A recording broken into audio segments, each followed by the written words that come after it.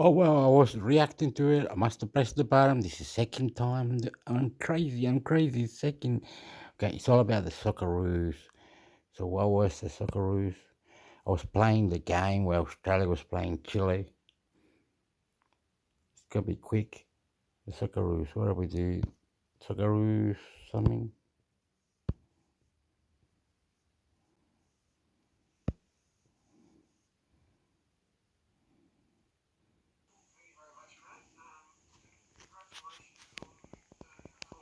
Socceroos, I guess I'll ask, how did it all come about? Because it was rather left field for us here in Australia, discovering that you were in the squad. When did Arnie first get in touch, and what was the process like? Yeah, so obviously I've known Arnie and Rennie have been coming to the games at Bolton for quite a few months now. We obviously get told as players when a certain manager for a different nation come and watch the game. So I knew they were watching. So yeah, and then it was a few months back where Rennie contacted me after a game. I met up with Rennie, and then all of a sudden I got the phone call from. Oh, it cuts out.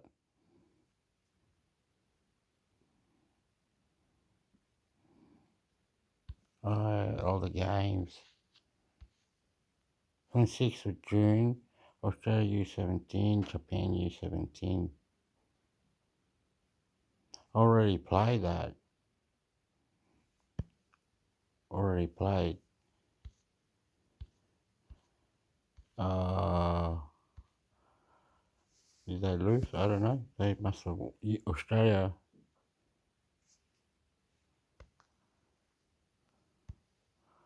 That day they played.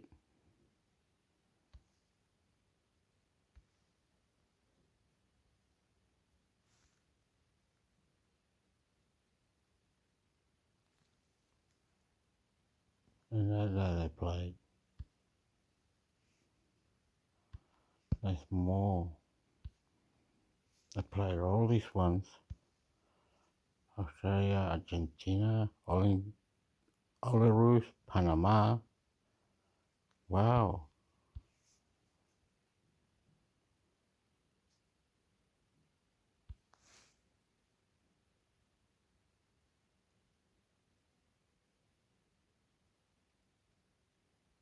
There's something over there.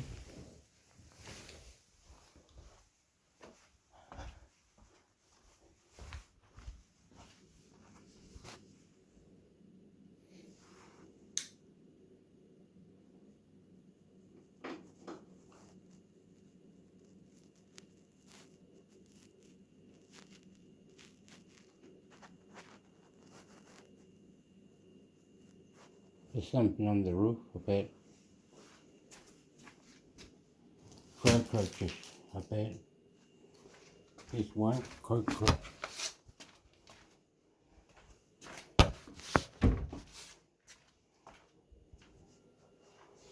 Cockroaches. What's that, yeah?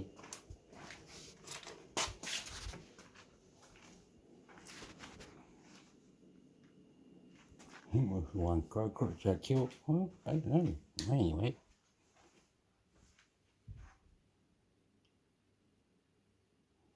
What the hell?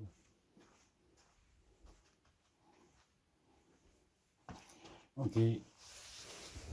The house is silly. Then Australia played all these games.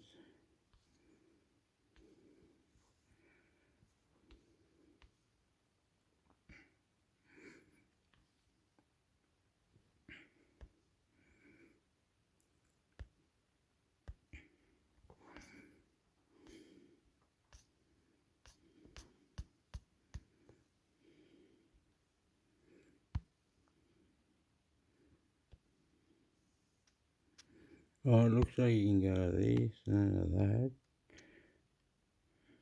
Latest one. Wishing that guy. It's like you're saying, oh no, it does say January. January.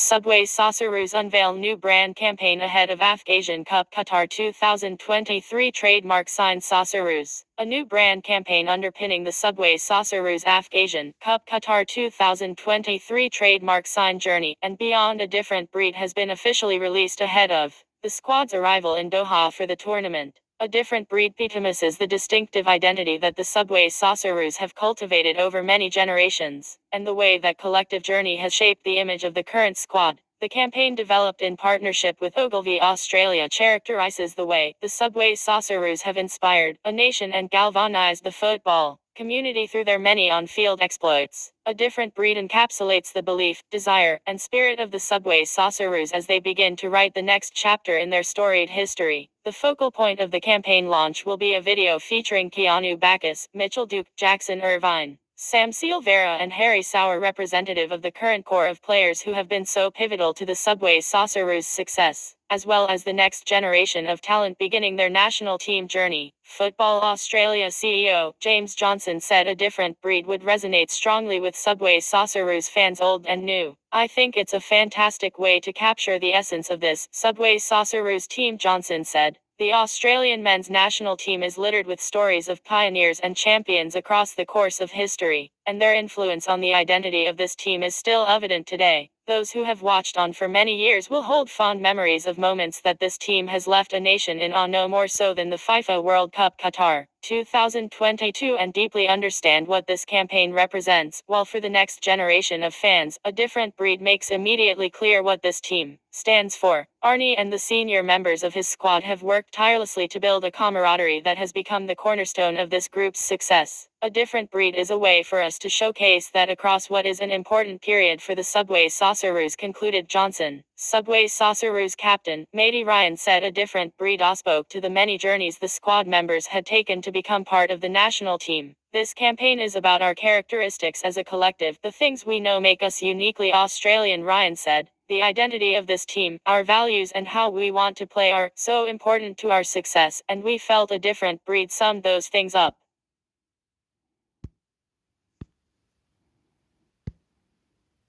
Subway Socceroos unveil new brand campaign ahead of Asian Cup Qatar 2023 trademark sign Socceroos. A new brand campaign underpinning the Subway Socceroos Asian Cup Qatar 2023 trademark sign journey and beyond a different breed has been officially released ahead of the squad's arrival in Doha for the tournament. A different breed epitomises the distinctive identity that the Subway Socceroos have cultivated over many generations, and the way that collective journey has shaped the image of the current squad. The campaign, developed in partnership with Ogilvy Australia, characterizes the way the Subway Socceroos have inspired a nation and galvanized the football community through their many on-field exploits. A different breed encapsulates the belief, desire, and spirit of the Subway Socceroos as they begin to write the next chapter in their storied history. The focal point of the campaign launch will be a video featuring Keanu Backus, Mitchell Duke, Jackson Irvine, Sam Silvera and Harry Sauer, representative of the current core of players who have been so pivotal to the Subway Socceroos' success, as well as the next generation of talent beginning their national team journey. Football Australia CEO James Johnson said a different breed would resonate strongly with Subway Socceroos fans old and new. "I think it's a fantastic way to capture the essence of this Subway Socceroos team," Johnson said. The Australian men's national team is littered with stories of pioneers and champions across the course of history, and their influence on the identity of this team is still evident today. Those who have watched on for many years will hold fond memories of moments that this team has left a nation in awe, no more so than the FIFA World Cup Qatar 2022, and deeply understand what this campaign represents. While for the next generation of fans, a different breed makes immediately clear what this team stands for. Arnie and the senior members of his squad have worked tirelessly to build a camaraderie that has become the cornerstone of this group's success. A different breed is a way for us to showcase that across what is an important period for the Subway Socceroos, concluded Johnson. Subway Socceroos captain Matey Ryan said a different breed spoke to the many journeys the squad members had taken to become part of the national team.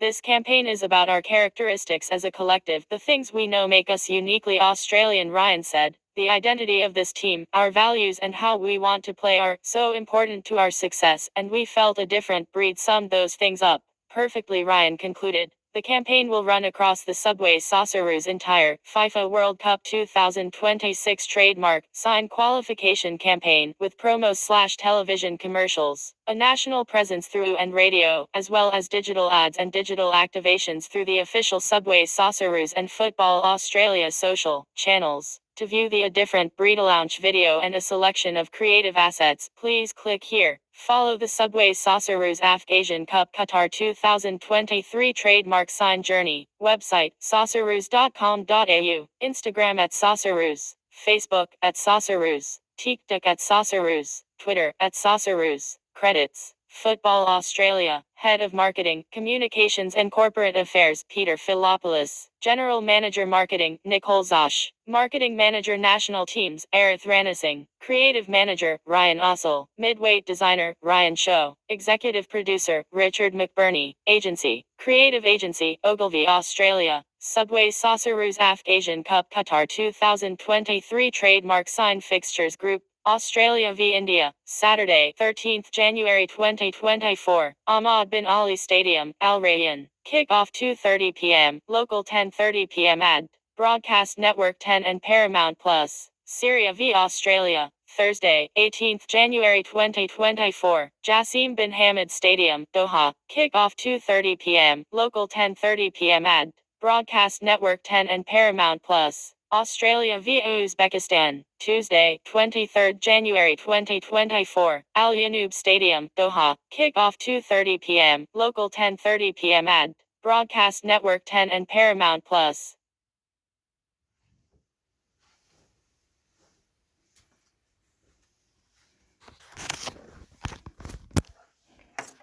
I want to know about this Paramount Plus. What is this?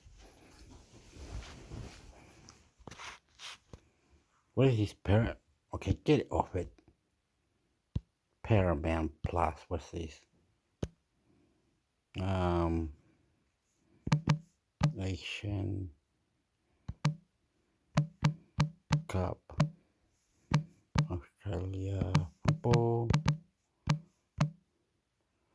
Watch on pay TV. Is it pay TV? Is it now? Can we watch it like? Does it have to be like that?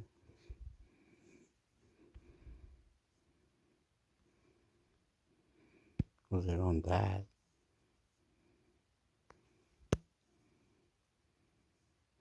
This is channel on the TV. This is the draw.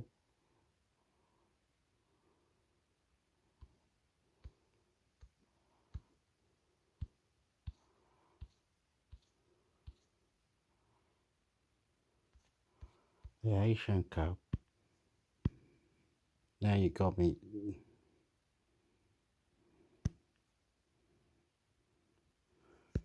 What up?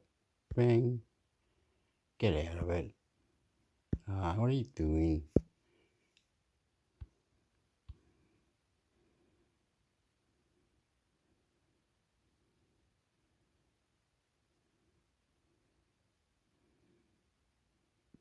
Okay. We can't listen. No, don't be silly.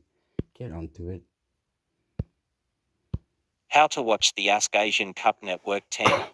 The Ask Asian Cup will be streamed live and free across 10 Play in January and February. The Ask Asian Cup will be held in Qatar and commence on Saturday, the 13th of January and culminate in the final on Sunday, the 11th of February 8. Watch all of the Subway Socceroos encounters live and free on 10 and 10 Play along with 4 pre-selected matches from the knockout stages. Watch all the remaining matches from the tournament live and exclusive on Paramount Plus. 2023 Ask Asian Cup fixtures. How to watch the 2023 Ask Asian Cup on 10 Play. Smart TV. During event times, the 10 Sport logo and associated match will appear where you currently find the 10 bold, fake and peach icons. Click the icon as you currently would any of the other channels to be taken to the live stream on the latest version of the following TV apps: Apple TV, Android TV, Telstra Roku TV, Amazon Fire TV, Samsung TV, Google TV, Mobile. During event times, the live stream is available via your mobile internet browser on this link and also the 10 Play app on your iPhone, Google Apps, Android and tablet in the live section on the 10 Play app homepage. Chromecast. If you have a new Chromecast device, you will still need to cast directly from the 10 Play app on your mobile device. There are different ways to enable Chromecast depending on the device you are using to cast content. How can I use Chromecast to watch 10 Play? Watch the Ask Asian Cup live on 10 and Paramount Plus.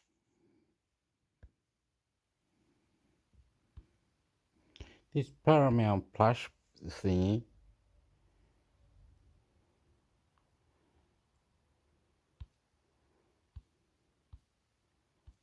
What's the pay? One's Fox TV, the other one is Fox TV, the other one is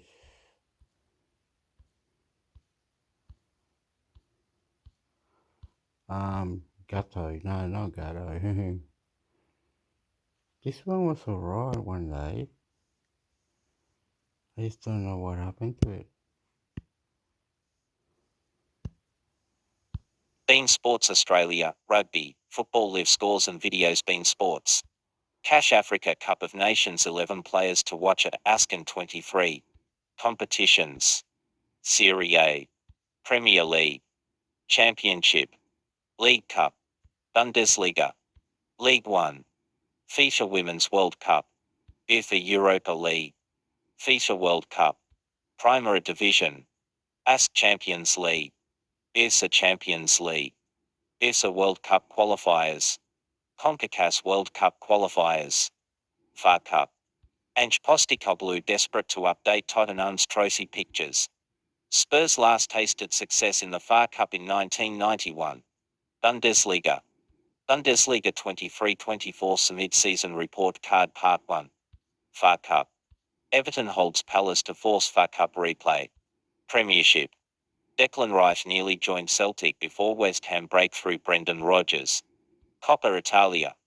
Juventus some Salernitana to remain on course for another Coppa Italia crown. FA Cup. Eric Ten Hag opens up on very positive first meeting with Jim Ratcliffe. FA Cup run crucial as Chelsea chase European place Mauricio Pochettino. FA Cupverden to appeal against controversial red card shown to Dominic Calvert-Lewin. FA Cup use a telescope, not a microscope. Mikel Arteta urges perspective on Arsenal dip. FA Cup Sunderland find off on controversial stadium bar rebranding last month. FA Cup Rodri could miss FA Cup tie after grandmother's death. Serie A Napoli fine fullback Pascal Mazzocchi. FA Cupverden appeal against Dominic Calvert-Lewin dismissal. Primera Division knee ligament damage sidelines Barcelona defender João Cancelo. FA Cup Eddie Howe not worried about job security as Newcastle prepare for Derby Day. FA Cup Eddie Howe does not expect furore over Thunderland bar to impact Wear-Tyne Derby. Football. Watch live this week on Bein Sports. The Carabao is down to the final four, the Coupe de France ramps up, Serie A rolls on and the ATP and WTA Tours hit Auckland. Over the next 7 days, live on Bein. Championship. FA fixtures coming up live on Bein. Tennis. Djokovic making the most of Aussie downtime. World No.1 Novak Djokovic took to the skies in a helicopter and had a dip in the ocean at Rottnest Island as he enjoyed being in Western Australia for the United Cup ahead of the 2024 Australian Open. Tennis. Kyrgios withdraws from the Australian Open. Tennis. Nadal to make long-awaited comeback in Brisbane. Tennis. Nadal happy to be back after tough year. Tennis. Norrie employs Aussie coach in search for form. Tennis. Super Sinner thinks offies as Italy wins Davis Cup. Advertisement. Serie A. Sheol. Loading. Championship. Sheol. Loading. Bundesliga. Sheol. Loading. League One. Sheol. Loading. League Cup. Sheol. Loading. IRSA Champions League. Sheol. Loading. UEFA Europa League. Sheol. Loading. That's the big one. You have to pay for it. Still.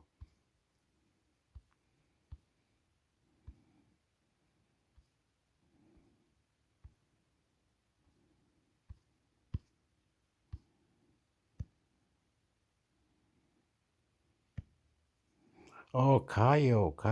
Mira, Cayo. What's that about? The Cayo business.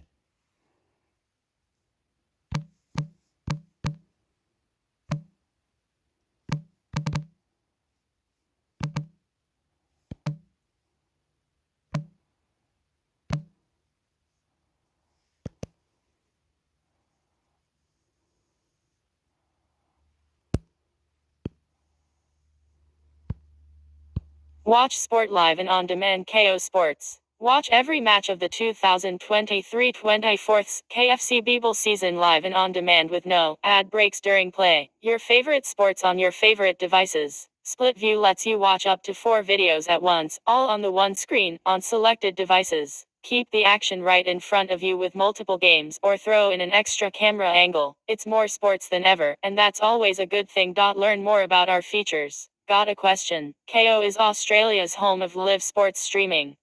Watch AFL, NRL, Intel Cricket, Beeble, WBeeble, F1, Supercross, Golf, Netball, NBall and more. Start your free trial now. New customers only. With KO, there's no such thing as watching from the sidelines. Tell us your favorite teams and we'll bring you a never-ending stream of live games and on-demand sports that's guaranteed to get you fired up. But that's just for starters. KO also has exclusive features that lets you watch how you want on all your devices, big and small. Get amongst it. KO has subscription options available to cover all sports lovers.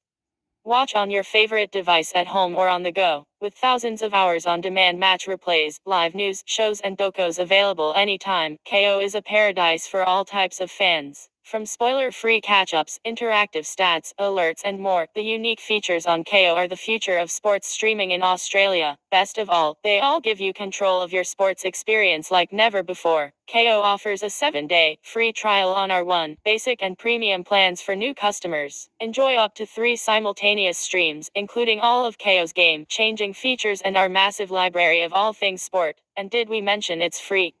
You won't have to pay a cent to KO for the first 7 days *, then it's your call to decide if KO is for you. All you need to do is sign up, get streaming on your favorite device, and enjoy 7 days on us. You'll be in pole position to experience the very best sports, expert analysis and behind-the-scenes content from all over the globe. If you change your mind during the free trial, you can upgrade or downgrade at no extra charge. Welcome to KO. * data charges from your ISP or network carrier apply. With a ton of sports instantly streamed, plus heaps more available anytime, KO is a paradise for all types of fans. Australia's leading sports broadcasters, including the likes of Fox Sports and ESPN, are key partners to KO, and their TV channels are the source of much of the great content that we provide you. You have the luxury of watching sports content on KO Sports in a variety.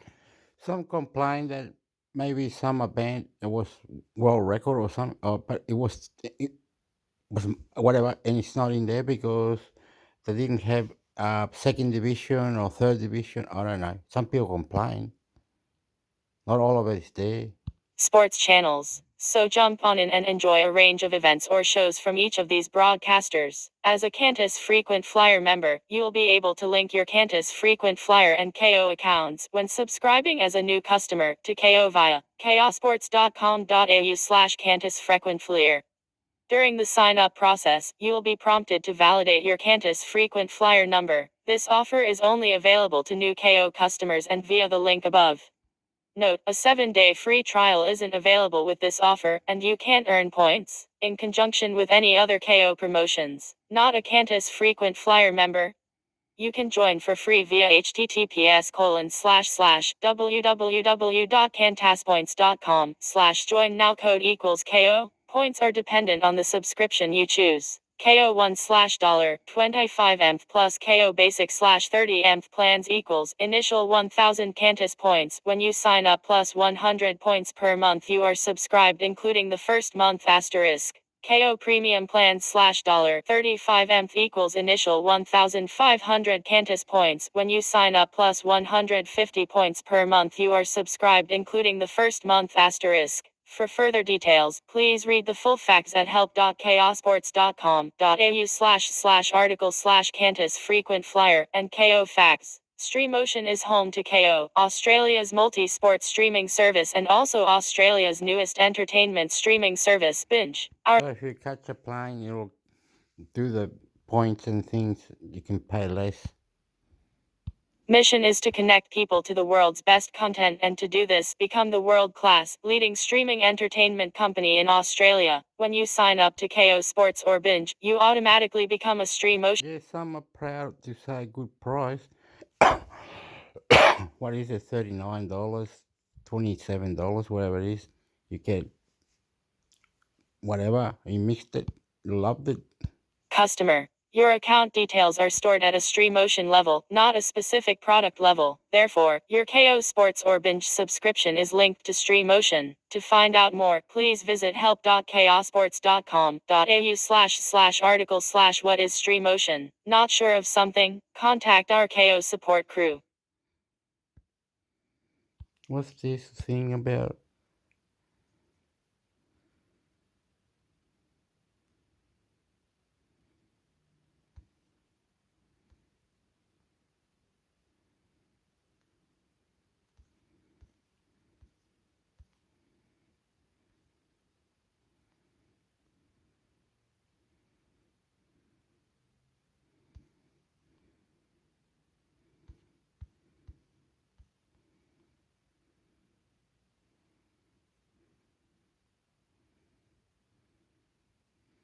Anyway,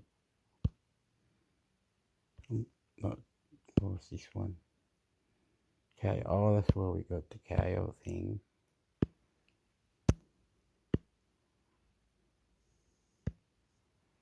The AFC Asian Cup. Join the action. AFC Asian Cup Qatar 2023 trademark sign fantasy football is now live. Free, January 5, 2024. AFC Asian Cup.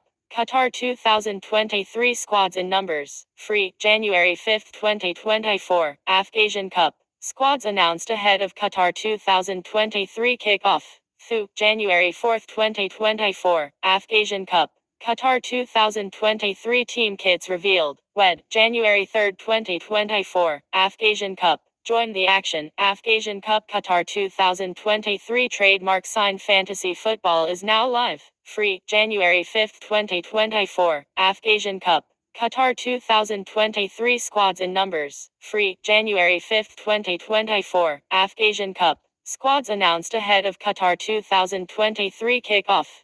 Thu, January 4, 2024. AFC Asian Cup. Qatar 2023 team kits revealed. WED, January 3, 2024. AFC Asian Cup. Join the action. AFC Asian Cup Qatar 2023 trademark sign fantasy football is now live. Free, January 5, 2024. AFC Asian Cup. Qatar 2023 squads and numbers. Free, January 5, 2024. AFC Asian Cup. Squads announced ahead of Qatar 2023 kickoff. Thu, January 4, 2024. AFC Asian Cup. Qatar 2023 team kits revealed. WED, January 3, 2024. Item 3 of 4. News. Wins for Tajikistan, Saudi Arabia. 3 more teams to arrive on Friday. Free, January 5, 2024. Seal verifying successful outing with Australia. Thu, January 4, 2024. Anderson applauds Hong Kong, China. Teams get down to business in Qatar. WED, January 3, 2024. Mancini unveils Saudi Arabia cast. WED, January 3, 2024. Iconic stadiums primed for Qatar 2023 to January 2, 2024. Japan, Qatar shine. More teams arrive in Daeju, January 2, 2024. AFC President's message. AFC President underscores belief in Asia's representatives. December 8, 2023, with the attention of world football set firmly on Jeddah, Saudi Arabia, ahead of Tuesday's FIFA Club World Cup 2023 kickoff. AFC President Sheikh Salman bin Ebrahim Al Khalifa has sent his best wishes to Asia's representatives, Urawa Red Diamonds of Japan and host club Al Ittihad FC, and underlined his confidence in the local organizing committee, the Saudi Arabian Football Federation and FIFA to deliver a memorable club spectacle. Read more. AFC News. Inaugural AFC Knowledge Sharing Program 2024 gets underway January 2nd. Okay. Oh, sorry, that's this. It goes to the news. Uh, Oh, so can we? No, we don't listen to it. Are you not allowed to? Or something? Ah, but you're naughty. I'm allowed to. We must, amigo. I don't know. Anyway, listen to it. AFC President underscores belief in Asia's representatives. Kuala Lumpur, with the attention of world football, set firmly on Jeddah, Saudi Arabia, ahead of Tuesday's FIFA Club World Cup 2023 kick-off. The Asian Football Confederation AFC President Sheikh Salman bin Ebrahim Al Khalifa has sent his best wishes to Asia's representatives and underlined his confidence in the local organizing committee the Saudi Arabian Football Federation SAF and FIFA to deliver a memorable club spectacle. Scheduled to take place from December 12 to 22 at the Prince Abdullah Al Faisal Stadium and the King Abdullah Sports City Stadium. Asia will be represented by reigning AFC Champions League trademark sign winners, Urawa Red Diamonds of Japan and host club Al Ittihad FC. Asian sides have enjoyed a proud record at the World Club Showpiece with Kashima Antlers 2016, Al Ain 2018, and Al Hilal SFC 2022, advancing to the final in 3 of the last 7 visitors. The Antlers went closest to lifting the trophy, leading against Real Madrid after the hour mark only to be unraveled by a Cristiano Ronaldo treble, 2 of which came in extra time. Sheikh Salman said, "On behalf of the Asian football family, I would like to wish Urawa Red Diamonds and Al Ittihad as well as our match officials the very best of success." Oh, beautiful, very sexy, nice, good. They do all this as well, like the cup, club, cup, Asian club cup. The winners of Australia play over there. Sometimes they invite people play over there in Singapore, Manchester United, or yeah, well done. Gangster style, man. I'm low. I'm talking softly. Get quiet. Asian teams have proven time and again their ability to compete with the world's elite, and I am confident they will continue to exemplify the AFC's vision of thriving on the global stage. Poised for its 20th edition, the prestigious FIFA Club World Cup has had its roots firmly planted in Asia. The continent has presented an unrivaled platform for the world's best clubs on 15 occasions, with first-time host Saudi Arabia becoming the 6th nation to set the ultimate backdrop after Brazil, Japan, the United Arab Emirates, Morocco and Qatar. King Abdullah Sports City Stadium. The AFC president added, "No other FIFA tournament has been held in Asia more times than the FIFA Club World Cup, in another clear sign that our great continent continues to be the focal point and epicenter of world football." At the same time, the AFC applauds Saudi Arabia's bold ambitions to develop the beautiful game across all levels and solidify its position as a world-class sporting destination. There is no denying the palpable passion for football that exists in Saudi Arabia, and I am confident that the SAF, the LOC and FIFA will deliver an exceptional tournament that will leave a lasting impression on football fans all across the world. Reigning Saudi Pro League champions Al Ittihad will kick off the showdown in Jeddah when they face OFC champions, league title holders Auckland City FC on Tuesday, December 12th at the King Abdullah Sports City Stadium at 9 p.m. Victory for the host, who are returning to the World Clubs. Looks like I already played this one game.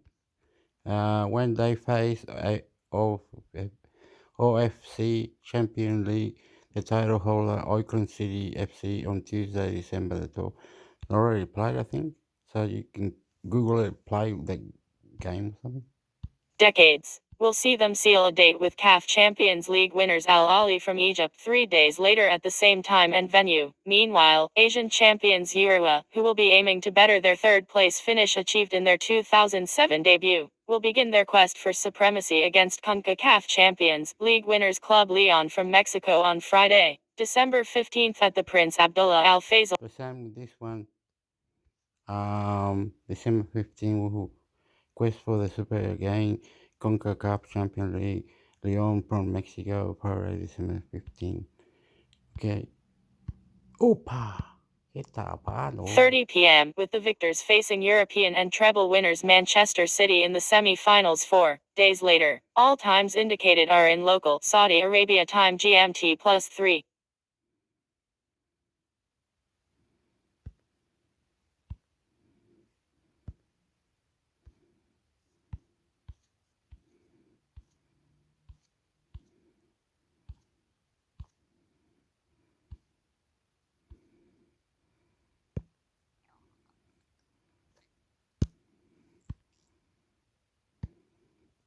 AFC President extends condolences on passing of Melika Mohammadi. Kuala Lumpur, Asian Football Confederation AFC President Sheikh Salman bin Ebrahim Al Khalifa has expressed his deep sadness and shock after receiving the news of the untimely demise of the Islamic Republic of Iran women's national team player, Melika Mohammadi, in a tragic road accident in Bam, Kerman Province. Extending his condolences and sympathies, the AFC president said, on behalf of the Asian football family, I would like to convey my deepest condolences to the family and friends of Ms. Melika Mohammadi. Her contributions as a key player of the Islamic Republic of Iran's women's national team will be long remembered. We join the Football Federation Islamic Republic of Iran in mourning this great loss. Sheikh Salman also expressed his speedy recovery wishes to those injured in the accident. Mohammadi represented Iran in the AFC Women's Asian Cup India 2022, while playing a significant role for her club side Bam Khatoon FC in the recent AFC Women's Club Championship in Uzbekistan. The thoughts and prayers of the AFC and the rest of the Asian football community are with the family and friends of Melika Mohammadi, the F Fury, and the Iran football family during this difficult time.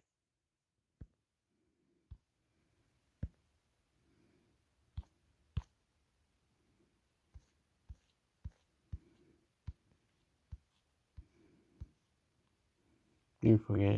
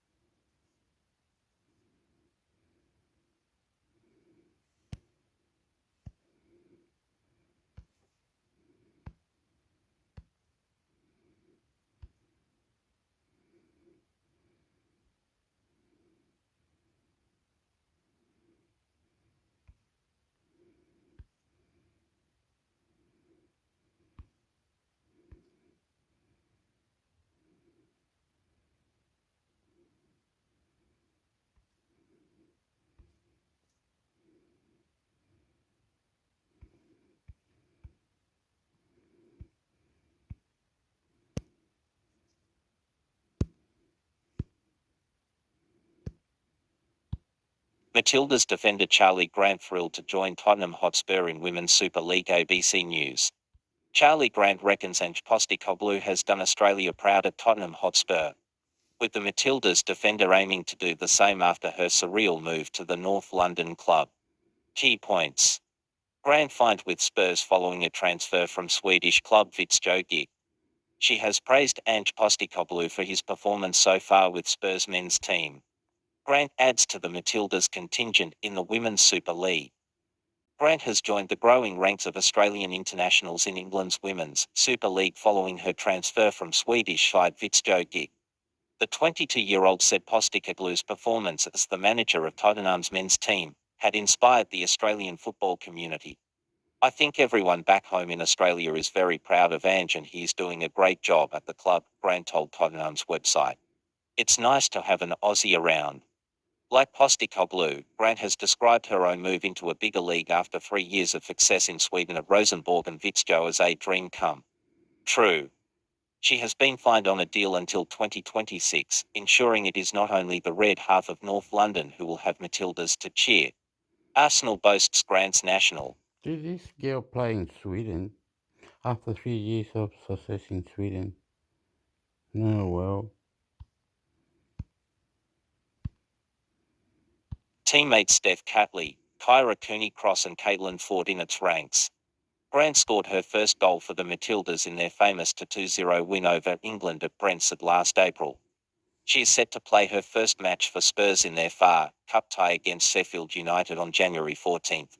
It feels very surreal, Grant said.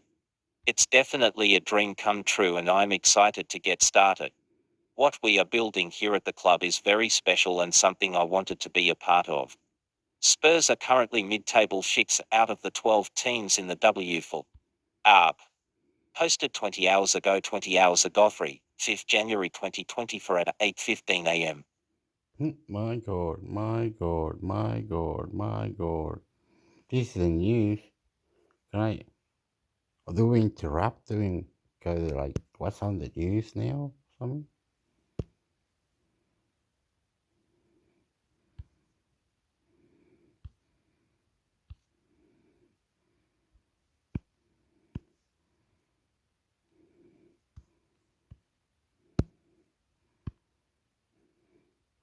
I can see Nadal, it's the tennis.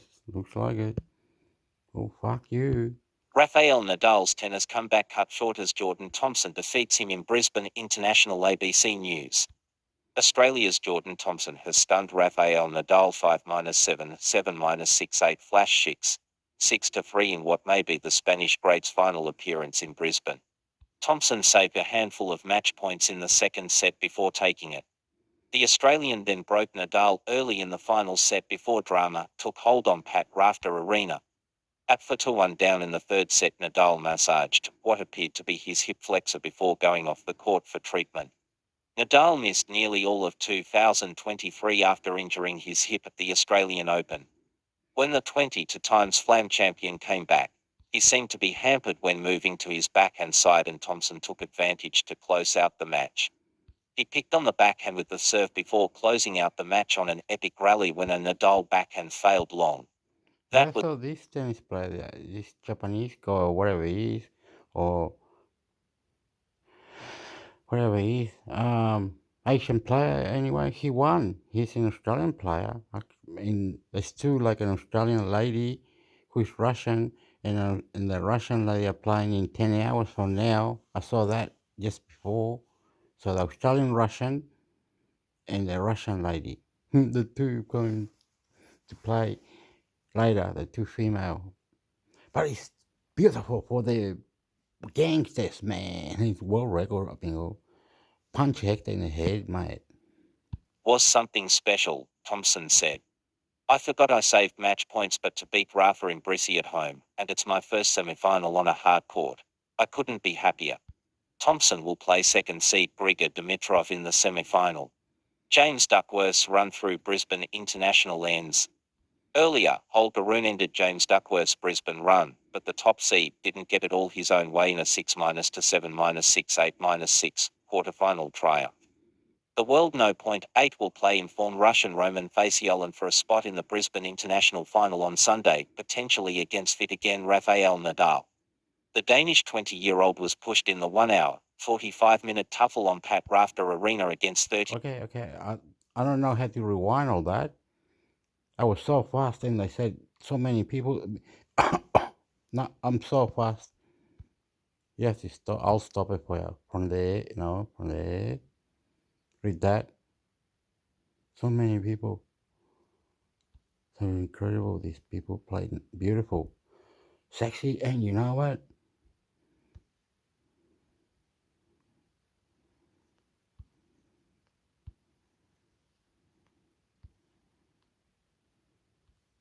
Sexy, and you know what? 31-year-old Duckworth, who reached Brisbane's last 8 in 2015 when Rune was just 11. But Duckworth, who leapt back into the world's top 100 thanks to his run through qualifying, was made to regret some untimely unforced errors among his 20 in total, to go with just 16 winners. Rune broke twice in a one-sided first set, then resisted the pressure that came in the second, with Duckworth favoring to match points before eventually conceding. It was a really good match, especially the first set, Rune said. I started strong, put him under pressure and was feeling good with my shots. He changed the strategy a bit in the second set. I'm happy I was able to close it into sets, I feel great. Fasciolin, who saved 5 match points against Australian elite Saeed Poppering in the second round, is past Italy's Matteo Arnoldi 7-6, 7-4, 6-2 earlier on Friday. Hijikata loses to Dimitrov. Rejuvenated Bulgarian Grigor Dimitrov has imposed himself in a 6-1 fixture for defeat of Australian Rinky Hijikata. Hijikata, who is set to move back to an equal career high ranking of 0.70 in the world, hung tough in the second set after being wiped off the court in a clinical first set by the 2017 Brisbane champion. Danish world no. All right, what's his name? Australian Rinky Shikata. Sounds Asian to me. Anyway.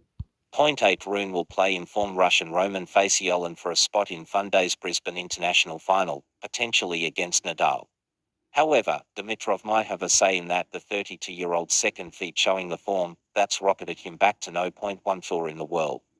He will chase the winner of Nadal and Australian Jordan Thompson, who are last to play on Pat Rafter Arena on Friday night. ABC Flash Wires. Posted 8 hours ago, 5th January 2024 at 7:31 p.m. Alright, they get out. Nadal lost, so that other player has to play the Australian guy, doesn't he? The Australian guy beat Nadal and now he has to play the Japanese Australian guy plays Nadal. Oh, heck, we know. Sunday they said, mate. I'm all over. Palover.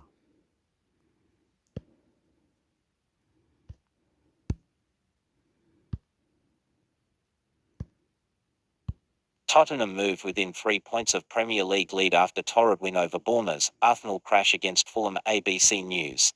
Tottenham have moved within 3 points of the Premier League summit after brushing aside informed Bournemouth with a 3-1 win for Australian manager Ange Postecoglou's side. Key points. Ange Postecoglou's Spurs have moved within 3 points of the Premier League lead with a win over Bournemouth. Korean superstar Son Heung-min sound the key goal in the 71st minute. With Arsenal slumping to a loss to Fulham, Spurs have found themselves back in the upper echelons of the Premier League. The match was a fiery one, with Postecoglou earning a yellow card following an altercation with the Bournemouth coaching staff. The flashpoint appeared to be Bournemouth's criticism of Spurs star Alejo Veli staying down with an injury, but Postecoglou was coy as to what words were exchanged. "We all just came together to wish each other Happy New Year," Postecoglou said after the match. Made some resolutions. Son Heung-min find off ahead of Asian Cup duty with his 12th goal of the campaign. The 71st minute strike deflated a visiting team that had shown the confidence engendered by winning for matches on the spin, creating a string of chances despite going behind to Pape Mata Farah's early goal. Farah, however, then went off in tears with a hamstring injury that puts his Africa Cup of Nations participation for Senegal in doubt. Beaten for 2-2 at Brighton on Thursday, Tottenham looked vulnerable until Sunstruck. Richarlison then scored his 5th in 5 games before Alex Scott pulled one back for Bournemouth. "Every week is a battle and we had to battle today," said Postecoglou. "We've not been able to rotate, but we're still putting in performances and effort like we are today. We had to show a bit of everything: resilience, character and discipline," added the Australian, who has had to navigate an extensive injury list. "We're 3 points off the top, so if that is the difference between having a great season and where we are, I'll take it." North London rivals Arsenal remain in the doldrums. Their miserable holiday period continued with a 2-1 loss on Sunday at a Fulham side that had sailed to take either a point or goal from their last 3 matches. A victory would have put Arsenal back on top, but they instead remain 4th, a point and a place above Spurs. Liverpool, currently top on goal difference from Aston Villa, can move 3 points clear if they beat Newcastle at Anfield on Monday. Champions Manchester City are 3rd, also with a game in hand. Arsenal had the perfect start at Craven Cottage when Bukayo Saka scored in the 5th minute. But they were then outplayed by Fulham and slipped to their 3rd defeat in 5 matches. Raul Jimenez levelled from a counter-attack on the half hour and Bobby de Cordova-Reid reacted first in a goal, now scramble on the hour, to put Fulham ahead. It was Arsenal's worst performance of the season, their manager Mikel Arteta, who made a series of substitutions. So, Arsenal, Mumbo, or what's the word? Sambo didn't hustle, didn't actually the football wasn't a bit whatever, and they lost. So that meaning that Liverpool has won and they 3 points in front. Arsenal second, Manchester City third. I don't know who's fourth, but anyway, for someone for playing a little bit bad, Arsenal failed to keep up the football for the regulation EPL, English Premier League. Who's going to be the winner at the end? So they're 3 points behind now. So they can't lose any more games. And tactical switches to little effect. Said, painful and a sad day. That's how I would sum it up, the Spaniard added. We weren't good enough. Up. Posted the 1st of January 20,241. Okay, Arsenal was a failure on that story. They should have kept it going and failed and oh my God, I love you. Arsenal, I love you. Oh, what is happening?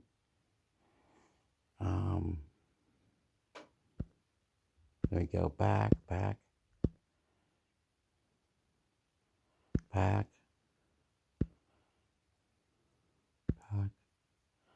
This one was the best, wasn't it?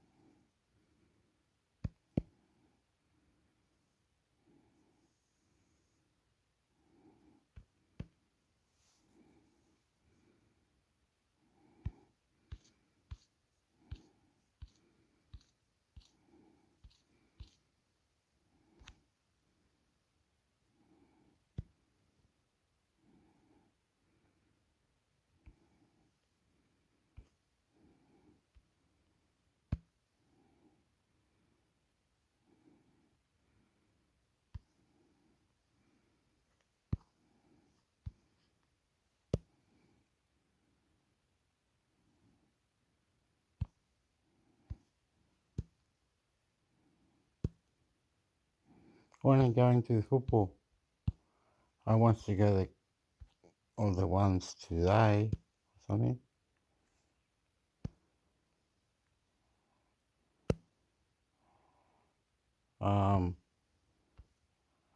More netball, rugby.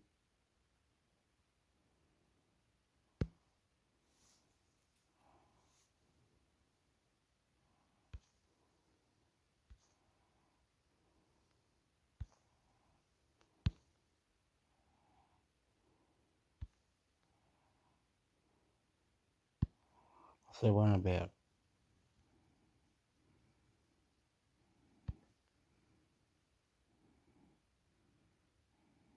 When was this? Is this a new one or?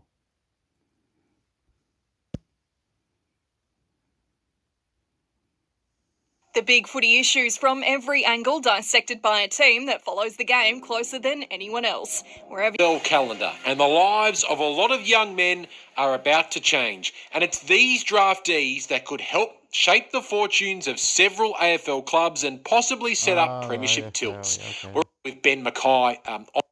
They've got to see what's starting to come to fruition and go really hard and say,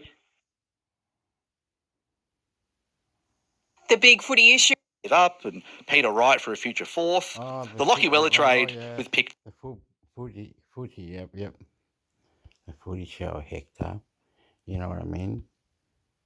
This one's more like football Hector. Okay, I'm talk too loud, amigo. ¿Cómo te va? ¿Qué tal? Huh? Well. Cool. Hello and welcome back to the Fox Football Podcast. Alex Conrad here with you, and I'm delighted to be joined. I'll start that again. Sorry. Hello and welcome to the Fox Football Podcast. Alex Conrad here, and I'm delighted to be joined once again by a good friend of the podcast, the Athletics Tottenham Hotspur correspondent, Charlie Eccleshare. Charlie, how's it going? Yeah, good. How are you? Not too bad. Last time you were on the pod, it was before the Premier League season started, and we were breaking down exactly what Ange had to do to... I don't know. I sort of think it's fine because, and part of the reason I think it's fine is because it actually works pretty well. Like when you're down to 9 men from the 57th minute, or whatever it is, you're going to lose that game 9 times out of 10. They were within a Son one-on-one of drawing level in stoppage time, or that Eric Dyer disallowed goal, which was marginally offside. Like, I just think that's actually a pretty good outcome.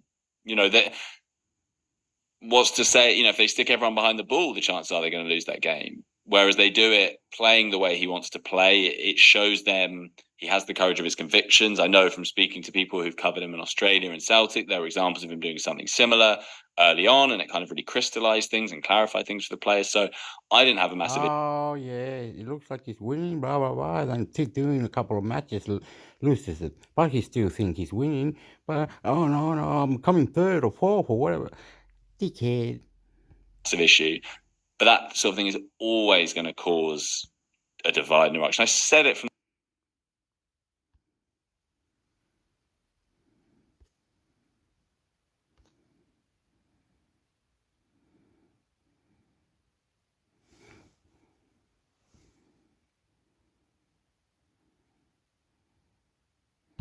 All right, you go over here. Podcast. Australian Football News Podcast. Haha, look at ya.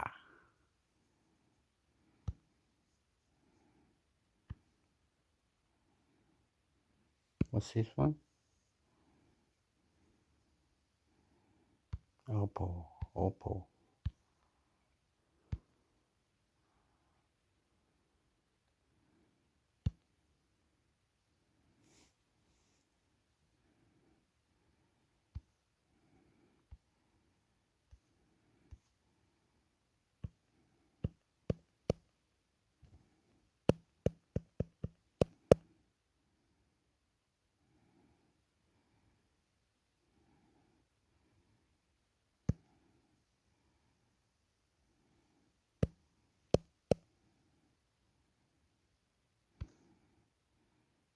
It's not playing it.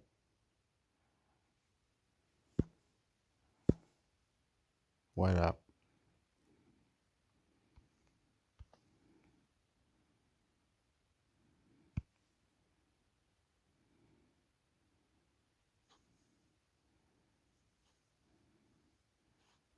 No longer do you have or accept or cookie. Now you just press X on you and stay on that one. Continue with that. Lemon Boca.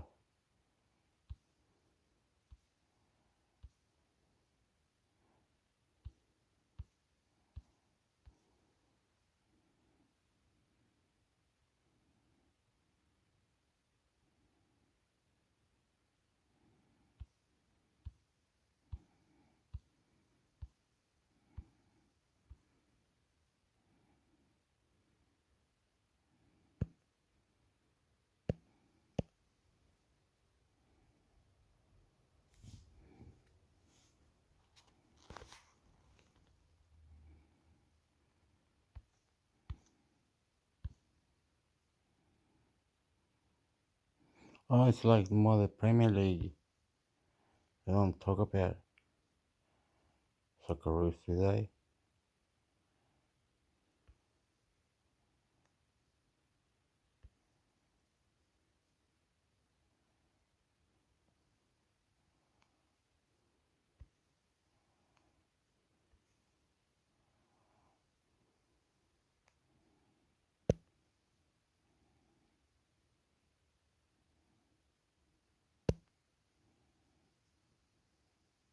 AI. It's everywhere. But do we really know how it works? And can we trust it? As companies rush to throw AI at every business problem, at Salesforce, we're asking the important questions, like how is customer data used? Who uses it? And is it shared safely? Put simply, Christmas, guys. Merry Christmas, Mark, from a very, very cold northeast of England. But I've got my Christmas jumper on, I've got my reindeer and my mistletoe, because I love spreading the joy and having Christmas kisses. Yeah, I've got my Merry Christmas jumper on as well. I mean, there's something missing, actually. I feel like, Bridgie, someone is the odd one out. Humbug. I'm wearing a black T-shirt because, you know, I fancy wearing a black T-shirt. These two guys have got their silly Christmas jumpers on. I am not a Christmas jumper advocate. I'm a grown man. I think it's ridiculous. So I'm not wearing it. I can get into the Christmas spirit in other ways. As the two little elves. Now you've got one little elf and me with a big nose, and we've got a Grinch by your side. So let's crack on. Grinch, to be fair, mate, he's not far off it, is he? Really, looks-wise as well. Let's be honest. Fine. I'd rather be the Grinch than an elf. So that's fine. Really? Would you? I'd rather be an elf, personally. Yes. Nah. How come you don't like Christmas? What is your problem? What is your problem with Christmas? I quite like Christmas. I don't like how everybody has to be like overly cheerful and desperate to enjoy Christmas. So I just feel there's too much societal pressure on it. So let's not get into that. Let's talk about football instead, because I could go off on a rant here. Yeah, because we're going to talk about parties, right? Football, Christmas parties. I'm not going to ask you, Phil, because obviously you don't ever go to parties because you just don't like Christmas. Bridgie, what have you got for us? What was the most interesting party you've ever been to? And remember, we've got to keep it clean. And that's the hard part. Got to keep it clean. Right, I've vetted a few then. So, yeah, there's a couple I can't tell you about, but there's one that sticks out in memory for me at Leeds United for two reasons. There was two hilarious moments happened. So we had our Christmas party night. We were out dressed as army people. So camouflage gear, hats on, right, and went out into town into Leeds City Centre, had an absolutely cracking night. It was actually one of Robbie Fowler's first initiations or first welcome to the football club as well. When he joined. So, yeah, it didn't end well for Robbie, because Robbie ended up getting pictured in a taxi by the taxi driver asleep and unable to pay for his address. And that was with when I signed for football. I mean, yeah, but Mark doesn't support Spurs. It's a good one for social. Or scorer.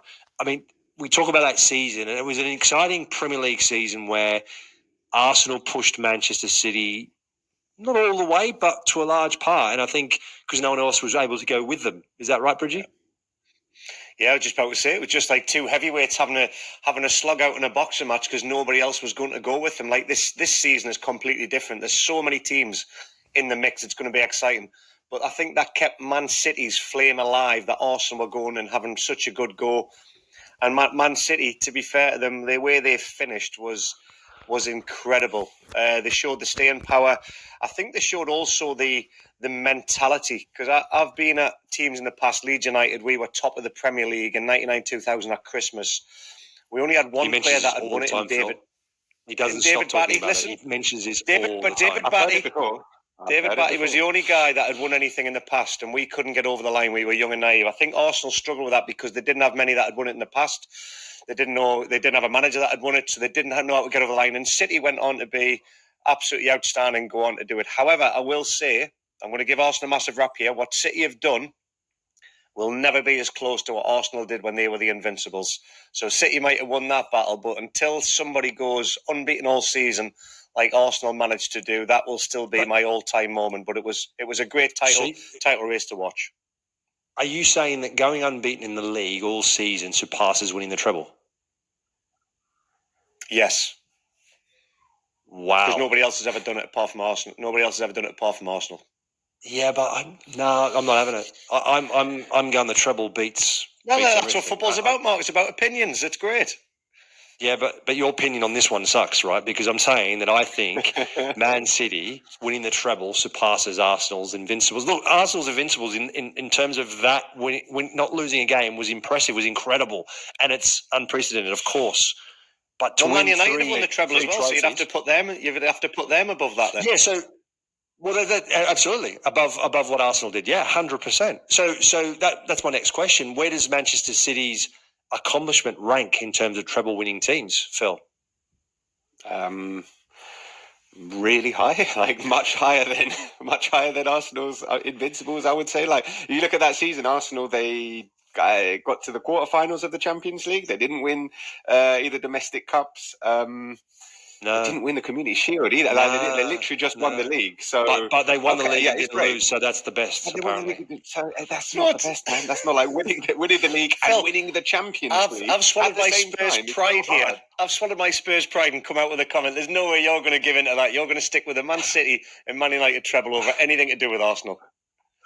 I mean, yeah, but Mark doesn't support Spurs. It's a good one for socials. I'm telling you, that would be a good 3. Is it Man United, Man City, or Arsenal's Invincible? So can we even compare Man United, Man City trebles? Can we compare them? Does one surpass the other? Are they as good? One's better than the other? I think like City were just clearly the best team in Europe last year, and Manchester United might not have been quite as clear when they won in 1999. I just think just City were it was just justice that they won. Even the way they come back in the final against Bayern. What, United? Yeah, I mean, that was great. That was historic. But they were, 2 minutes away from losing, and it wasn't, it didn't look like they were ever going to come back. And they won. They won, obviously. But I'm saying that the way that City won the Champions League last season was much more convincing than the way that the game was crap. It was 1-0. They won. The game was crap. They actually almost didn't win the game because Inter Milan actually played really, really well and actually had some big chances. Because United was better. You're right. Edison was outstanding in that game. No, but the interesting thing is, look, I think they're both equal. I will quote what Noel Gallagher said. I will never really ever quote him ever again, probably.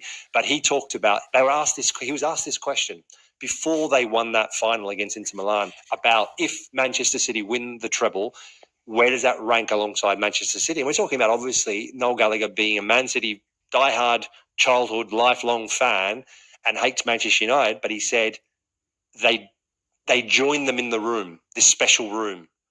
Manchester United are in that room, and he goes, we want to join them, and we want to have one hell of a party when we join Manchester United in that room by winning the treble. And I think that sums it up pretty well. Yeah. Fair enough.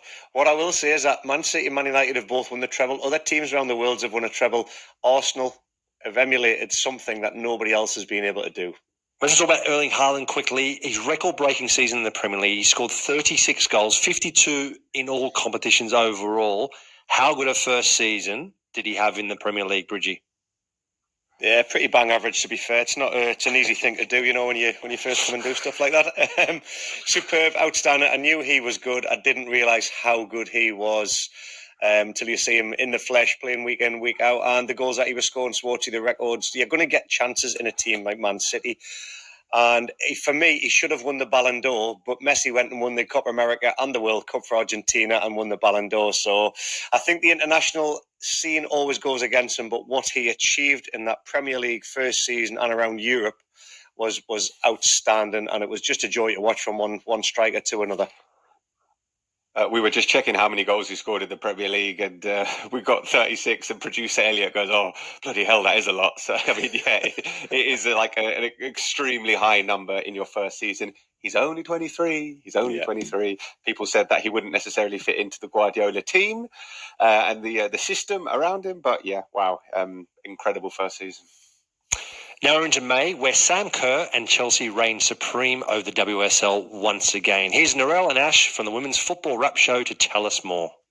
Thanks, Schwartzy. Merry Christmas, team, and Merry Christmas, Ash. Well, looking back at it, May was an exceptional month for the Blues, winning their 4th straight title, but it all came down to the final day for the 2nd season in a row. Isn't it exciting? It is. We might be heading for something similar again this year, but Chelsea certainly know how to get it done in May. They finished it off against Reading on the final day with a convincing 3-0 win, and, it was great to see sort of how they finished off the season, wasn't it? They had, I think, 1 goal conceded in all of May, and they scored a bunch themselves.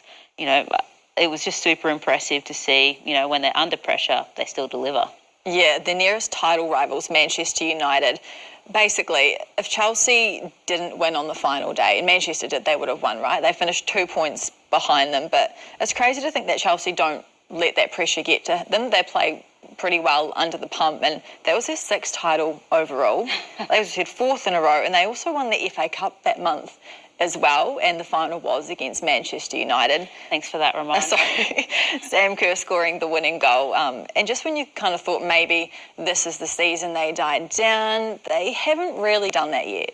No, they hadn't. Yeah, and it's just so impressive. Like Man United and other teams in the past, probably 4 seasons, have started thinking, oh, maybe this is the year that we're going to knock Chelsea off, but we haven't. And then, Chelsea take 2 sort of trophies from them in that final day. The other thing to touch on is Sam Kerr. The finish to her season was great. She had 5 goals of her 12 scored in May. So She knows how to turn up when she needs to and provide for her team. And, we're heading into another season where she's going to be super important for them. So we'll see, what her goal tally looks like come the end of the season, I think. Yeah, it's at 4 at the moment, so she won't be happy with that, but maybe we'll have to wait till May until she really starts getting fired up. But we talked about last season, it was really Chelsea and Manchester United, the 2 front runners in terms of the domestic league and cup competition as well. Chelsea, as it stands, at 3 points clear at the top. Manchester City and Arsenal are their nearest rivals. Do you think they'll be able to keep up with Chelsea now they've got that 3-point buffer? Do you think that's them away laughing? Maybe. I think it's just hard to chase them down. Like, they've gotten the lead and they, don't let up. I think the only teams that they might let, lose to are Man City or Arsenal. I can't see them losing to Manchester United.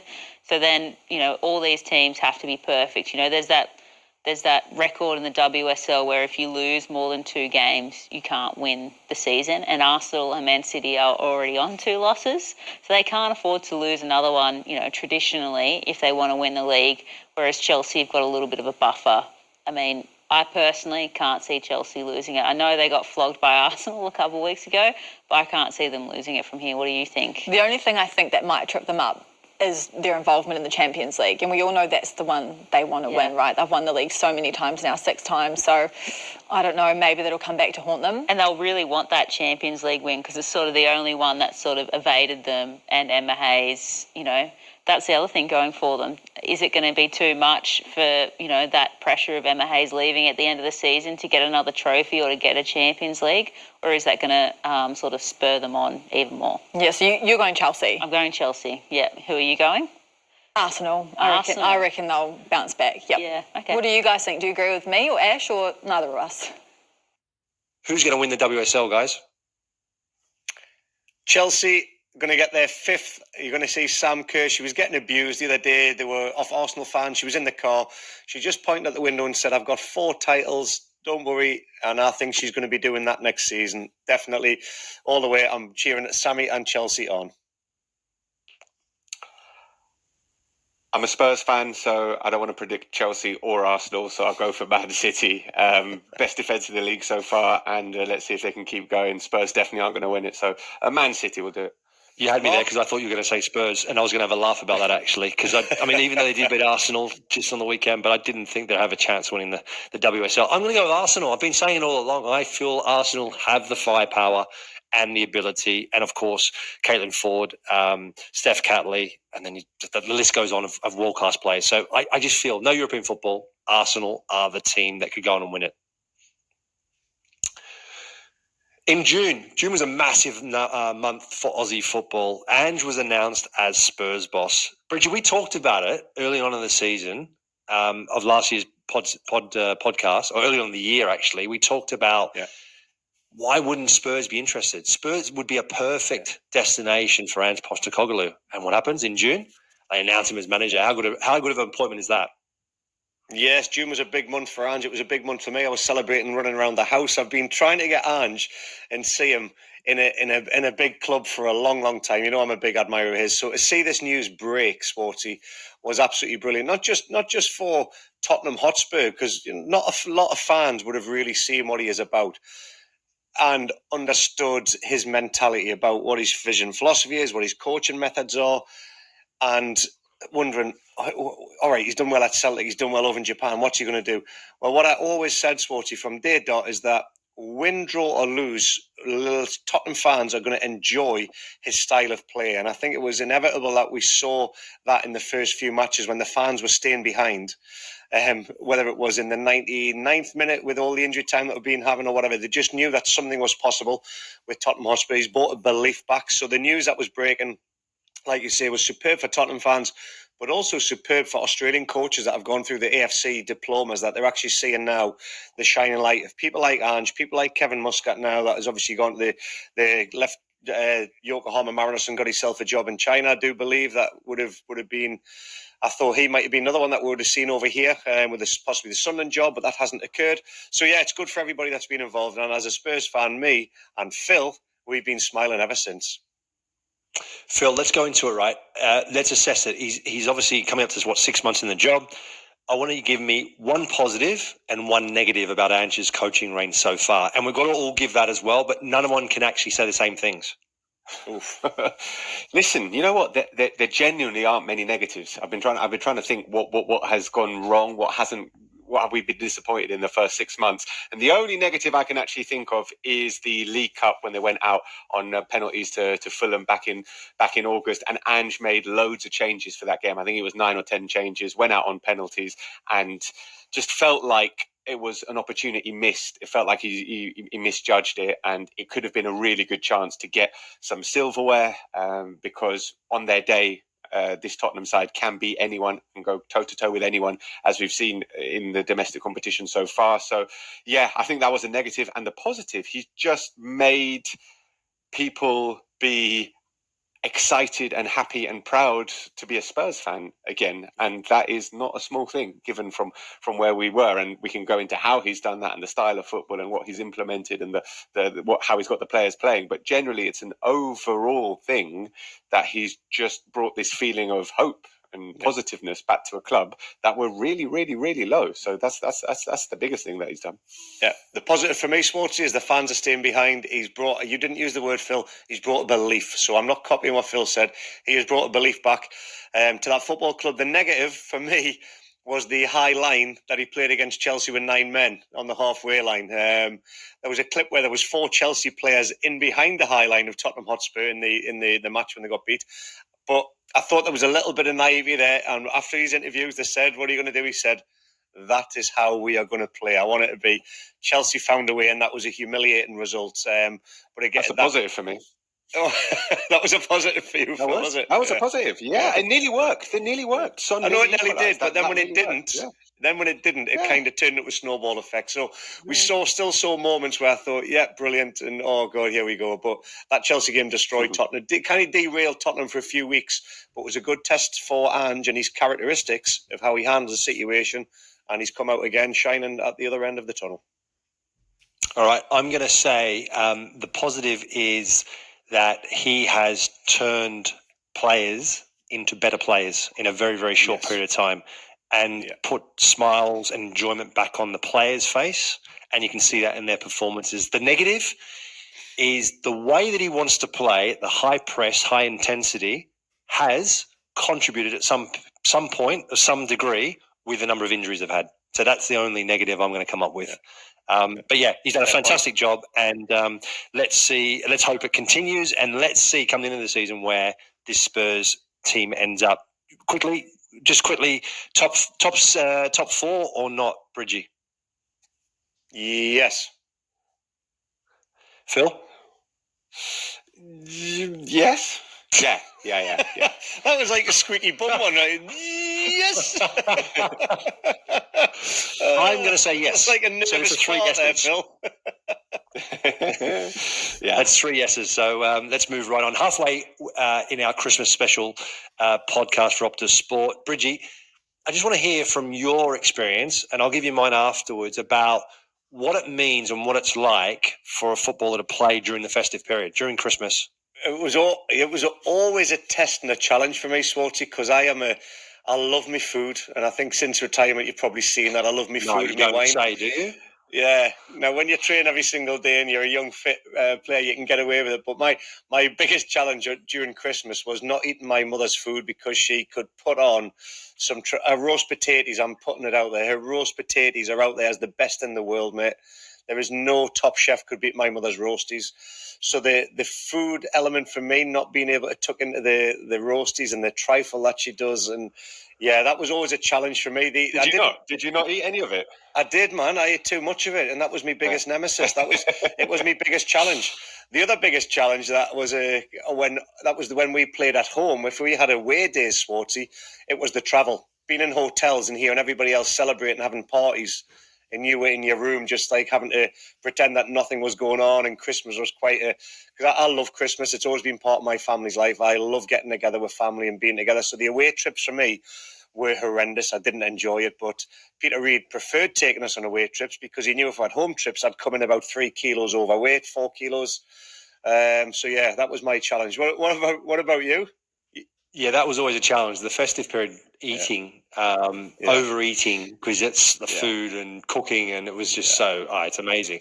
I think for me, the most difficult point was all of that, but also being away from your family. And so, particularly when you got kids, when the kids came along, and then they were old enough to know, hang on, it's Christmas. Hang on, where are you going? Why are you going? Like, you're up and you do quickly do the presents, and then you're out the door and you're off and you don't see them for another couple of days, right?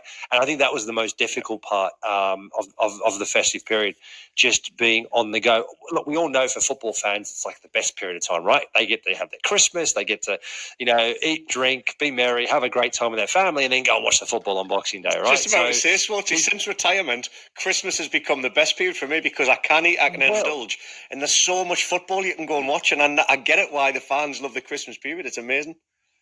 Yeah, absolutely. And I think that's where you as football players realise post-football how good it is, what the experience is like as a fan, right?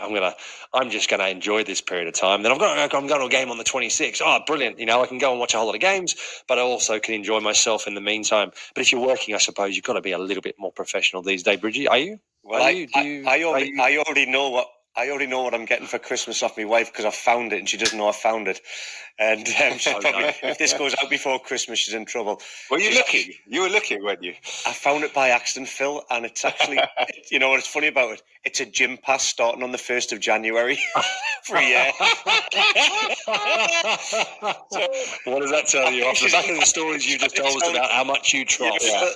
You're a little bit of a fatty, Bridgie. Come and sort it out. So I know I'm getting a gym membership for Christmas. How good's that? Brilliant. So that's good. You can just super indulge now, knowing that you've got a gym membership. Yeah. Correct. We're on to July right now, and this is the moment for Harry Maguire where his kind of like his position at the club was stripped away from him because he lost the captaincy from Ten Hag, took it off him. Do you think it was the right decision, Phil, to take the captaincy off Harry Maguire? I don't think it's a decision that has necessarily been vindicated by what we've seen subsequently. I don't think we've seen Bruno Fernandes, who replaced him, or really anyone show a lot of leadership in this United side. I feel sorry for Harry Maguire. Is sort of unfortunately become this figure of fun when it's not nice to see any player being reduced to that who's entirely professional. Let's not forget was he player of the month in November? So he's sort of come back and reversed the situation by managing to get back in the side and put in sort of strong performances coming from a really weak point. So I don't know if it was the right decision, to be honest, and I don't know if Bruno Fernandes is the right captain for Manchester United. This feels like a slightly superficial debate because the problems at United go deeper than who is wearing the armband. We saw Scott McTominay captain in the side. Women's national team headline. But look, having a World Cup in Australia is like we've all mentioned it, stadiums.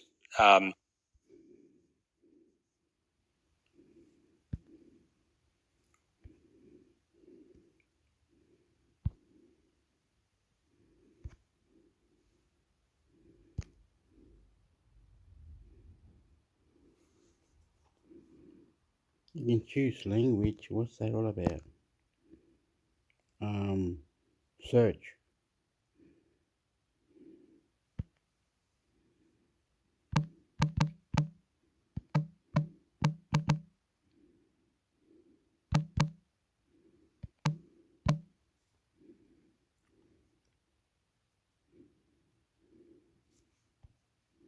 Just searching.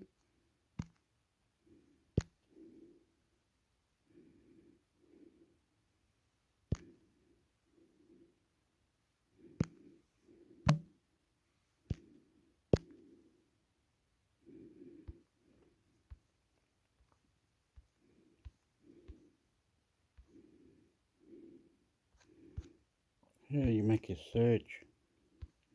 Okay.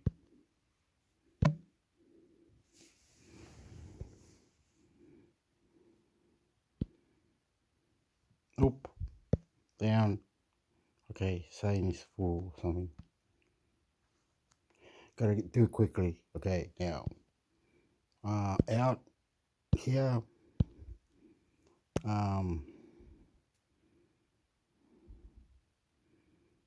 AFC Asian Australia broadcast.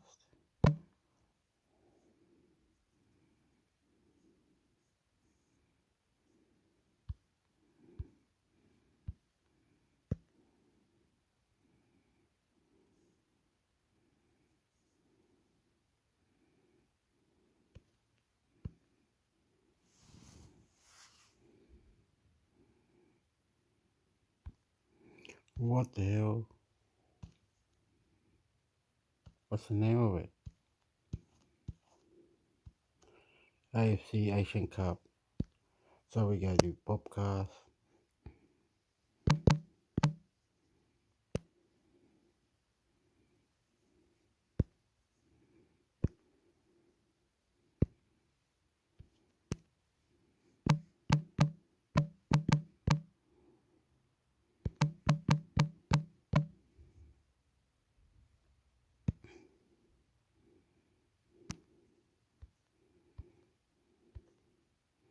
Oh, there's lots. 8. There's lots. Oh, whoop, whoop, whoop. A little bit, I think. Big club in a big league in Asia or Europe, because I really think, if you look at the numbers, he is one of the best in Asia. Most love, whatever it is, most love. I don't understand it, but most love, champion, more, because intermixhector YouTube channel.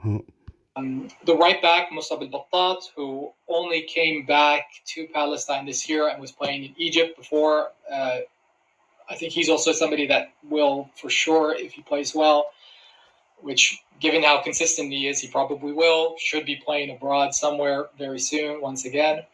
And then probably the number 10 or the most advanced central midfielder, Mahmoud Abu Warda. So I think those three players are the local players that will most likely start or play a significant role in these two games. Everybody else is based abroad. And when you talk about Palestinian football, you've got to talk about the star boy, Udeid Dabbagh. He turns 25 next month. He's already in his third European season. He had a really, really good run of games in Portugal. I think he had something like 16 goals and 14 starts over there. He now plays for Charleroi. He's also done well, although Charleroi is struggling. He's been involved in 5 goals, 1 a penalty, 1 assist, and 3 goals in his time with Charleroi. And I think, it's just a matter of time before he goes to one of the big 5 leagues in Europe. Super, super talented player, and doesn't play for Palestine all that often.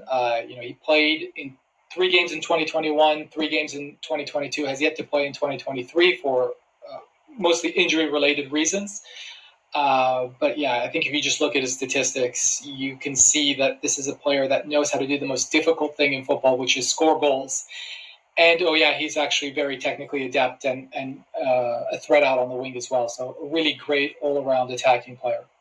So just finally on Palestine then, Basil, with everything that's gone on over the last couple of weeks and the preparation that the team has had to go through, what are your expectations for these 2 games, and what are your expectations for them for the campaign overall? How far can this team go, and how far potentially could they have gone if they had a smoother preparation and were able to play home games in Palestine as well?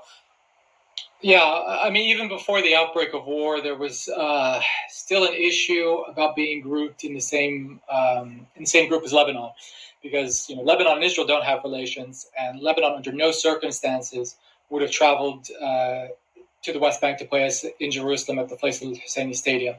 We've seen that issue creep up before in the AFC Cup with Lebanese clubs, with Syrian clubs, but it only really gets talked about seriously when the national team is involved. So when Lebanon's name was drawn out of pot 3, I was mostly concerned with the fact that we would be losing a home game. Now, things sort of worked out well for us in a way, because Lebanon is also not hosting their game in Lebanon. That's due to the fact that, I guess due to the financial crisis in the country, they haven't been able to get any of the stadiums up to spec. And so the AFC said, well, if none of your stadiums in the country is up to spec, you're going to have to move. You're going to have to move your home match. So we're playing Lebanon's home game in Sharjah. That said, I like the order of the games. It basically means that if you can get 1 point out of 6, right, you still have all to play for. And that's like the bare minimum that Palestine can come out with after these 2 match days, is to get a draw against Lebanon. Yeah, maybe you write off the game against Australia, and you still have enough points out there to qualify. Keep in mind that probably by the time Palestine and Australia meet for Australia's home match on match day 6, it'll be a dead rubber for Australia. So maybe you can even sneak a point there if you are in need of a point. Before all of this started, though, I was very bullish about Palestine's chances of beating Lebanon because, I think both teams are similar in that the last 10 years have been probably the best years in their footballing history. But if you look at the trajectory, I think Lebanon is now entering a rebuilding phase. They need to find new young talent to come and refresh the squad. Whereas, Palestine is still on an upward trajectory. They've done well under Mekram Daboub over the last 3 years. They've got a 100% record in competitive matches. 5 games played, 17 goals scored. Nobody's scored a goal against them as of yet.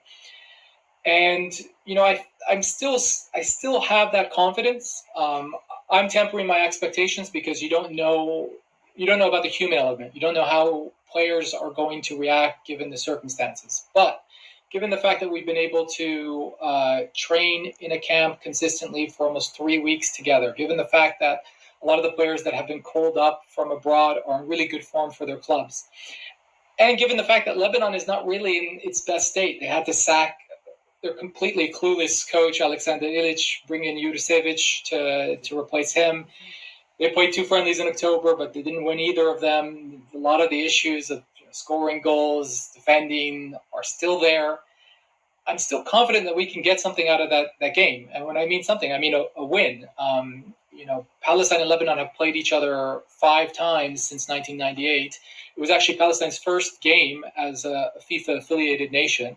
They beat us 3-1 in Beirut, and since then, it's been 3 draws and 1 win for Palestine. And all the games have been super close. It's always a binary scoreline, 0-0, 1-1. The win we had was 1-0 for us. And this is a derby. So, everything I said about form, everything I said about trajectory, you can throw that out the window. I think it's going to be a cagey match. I think it's going to be one that's going to be decided by the odd goal. And I'm just hoping that it's in our favor. All right, guys, let's switch focus to a few of the other groups. Michael, coming to you first. The 2 nations, the 2 nation, or the 1 nation, let's be honest, that you're in, Hong Kong and China, 2 separate ones in terms of the qualification. Curious draws. China's got this Southeast Asian group. Hong Kong's got the Central Asian kind of flavour. Well, almost entirely. Well, it is entirely in their case. What can we expect from both of those teams? Good question. I think, well, starting with China, I think China's a toss of a coin, really. I mean, they've not been in the best of form. Obviously, they've continued to flatter to deceive for God knows how long now. I think they've just got such a difficult group being drawn with South Korea, Thailand, and Singapore. I think the case, to be honest with you, across the vast majority of the 9 groups. And I think this is certainly the case with China's group and also with Hong Kong's group as well. I think we can across maybe 8 of the 9 groups, I think we can very comfortably predict who's going to win the group. I think it's very straightforward in very many of them, but I think the battle in most of the groups is for second place and for that second berth in the third round, and the automatic qualifying place, of course, for the Asian Cup, which we shouldn't forget as well. So I think, the Koreans haven't been particularly impressive since Klinsmann took over, but I still think they've got considerably more than they will need to be able to overcome everybody in that group. And so I think that leaves China and Thailand really playing for second place. And that, to me, is really a toss of the coin, because, say, the Chinese really haven't impressed at any point in the last however long, 2 years, 3 years maybe. Quite interesting, the squad that came out for these qualifiers. No Elkison, which wasn't a massive surprise. He's not really been around much over this season since he went back to play in China. T.S. Browning is out. I think he's injured. But Nico Yanaris has been brought back, which is quite an interesting one. He hasn't played for China for a considerable period. He had a long, maybe I think it was 18 months or something that he was out. He had ankle injury issues, but he's been playing regularly for Beijing Guoan, and he's back in the squad along with the other non-mainland China-born player who's in the squad, Dai Wai-sun, who, of course, is from Hong Kong, and many would prefer that he was still playing for Hong Kong, but he obviously made his decision and he decided to play for the motherland as opposed to the special administrative region of Hong Kong. But how they get on, I mean, it's anyone's guess. I think with Hong Kong, look, it's a tough group for Hong Kong. I think Hong Kong have performed very well in the last 12 to 18 months, bearing in mind the limited resources they have. I think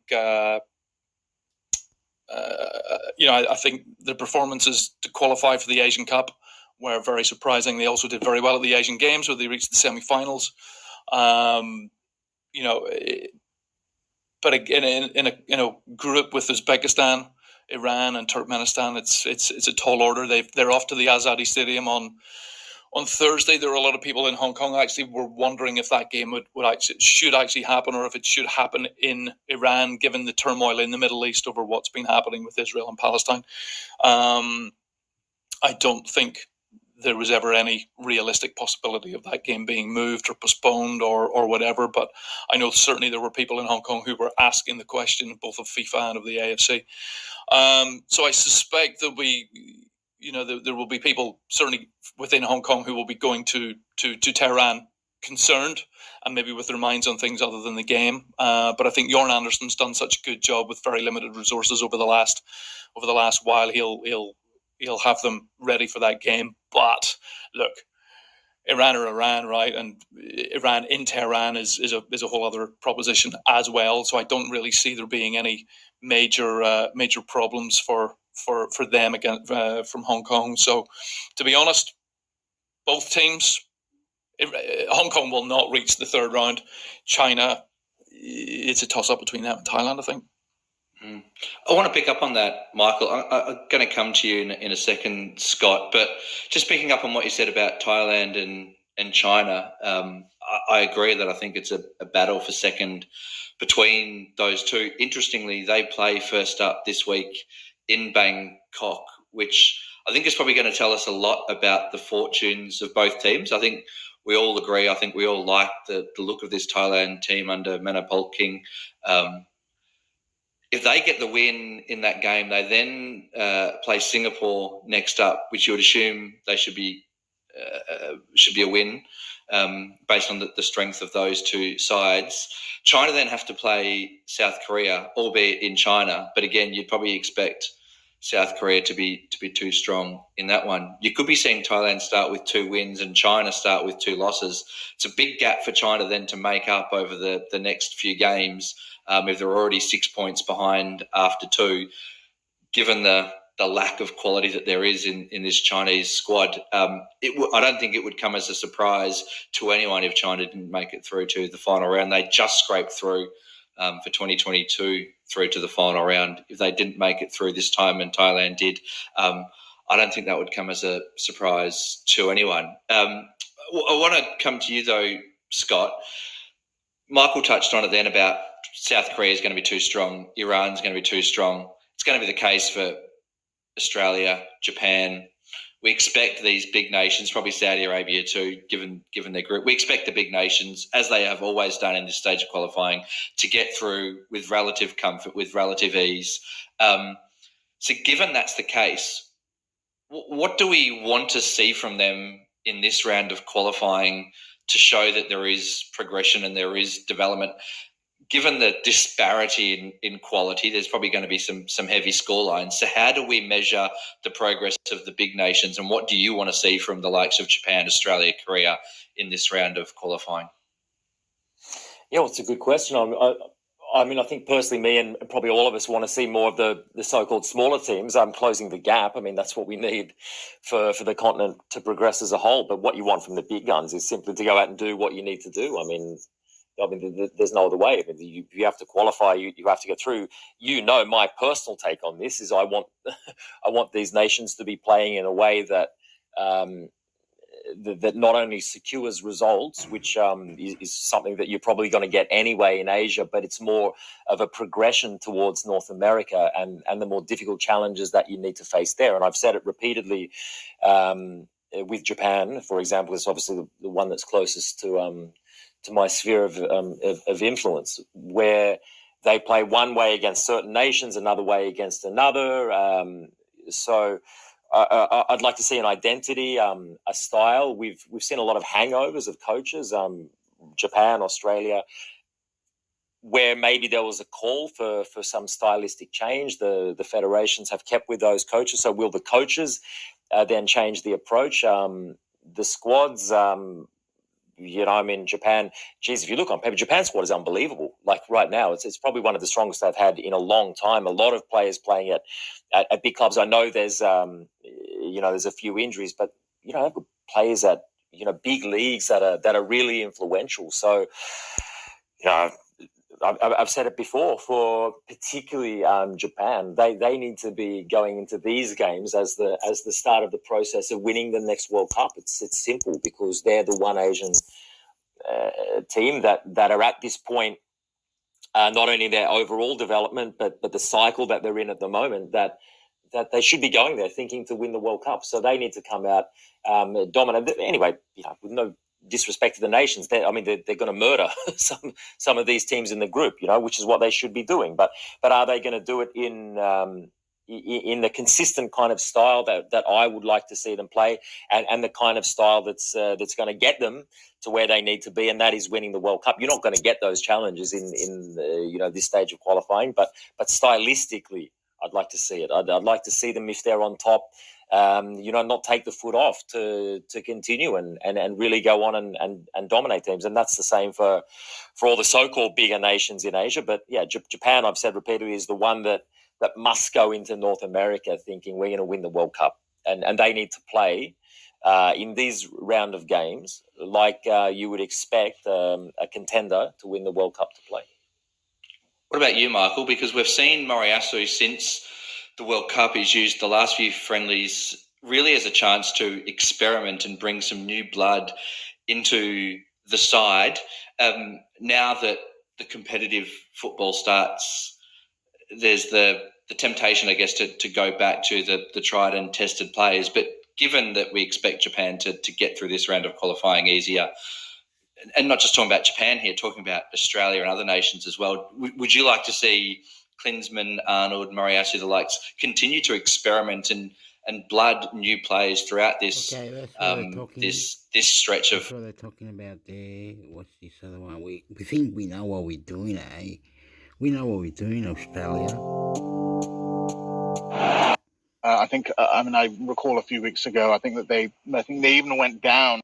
Money's no object. They really do have, but because of the gas industry, they clearly have considerable wealth, but they just have this reluctance to allow anybody in to see it, to engage with it. I think, as Peter said, the interesting thing that Peter said, which really resonated with me in relation to not just Turkmenistan, but that region in general, is that I think we as Westerners, we look at that region, we always sort of think about the influence of, Europe, the United States, and maybe even to a lesser extent China and what. But when you go to Central Asia, you get your eyes open to just the sphere of influence of Russia, and still very strongly beholden to the Russians in the post-Soviet era. I mean, I found the same. I know you've been to Uzbekistan as well, Scott, but I found Uzbekistan, that was a real eye opener for me when I went there for the first time in March. Was just the influence of Moscow, of the Russian-speaking world in that region, which makes total sense, bearing in mind they were part of the Soviet Union for 75 years. Fascinating place, love it. Want desperately to go again, and actually go at a time more like when you weren't there as part of a major event where things were so controlled. It'd be nice to be able to go around and have a bit of a nosy, but touch wood, maybe sometime in the future. Well, from one team who've won the championship to another that has hit rock bottom.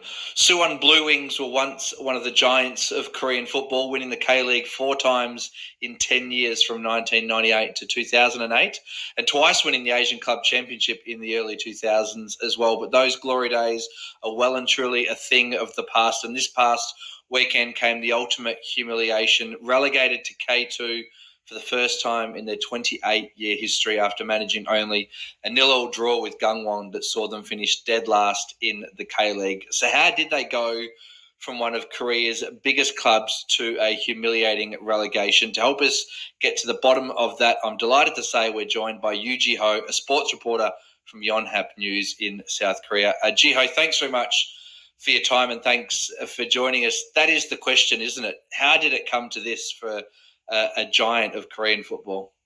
Yeah, so I guess this demise, if you will, has been a few years in the making. Even last year, they had to survive the playoffs just to stay in the K-League 1, and they're probably lucky to actually play in the K-League for one more season. If anything, maybe that's the worst thing that could have happened to them, having being able to stay with the big boys for one more season, kind of maybe giving them a false sense of security, that maybe they weren't gonna, maybe they're invincible as far as not being relegated to the K-League 2.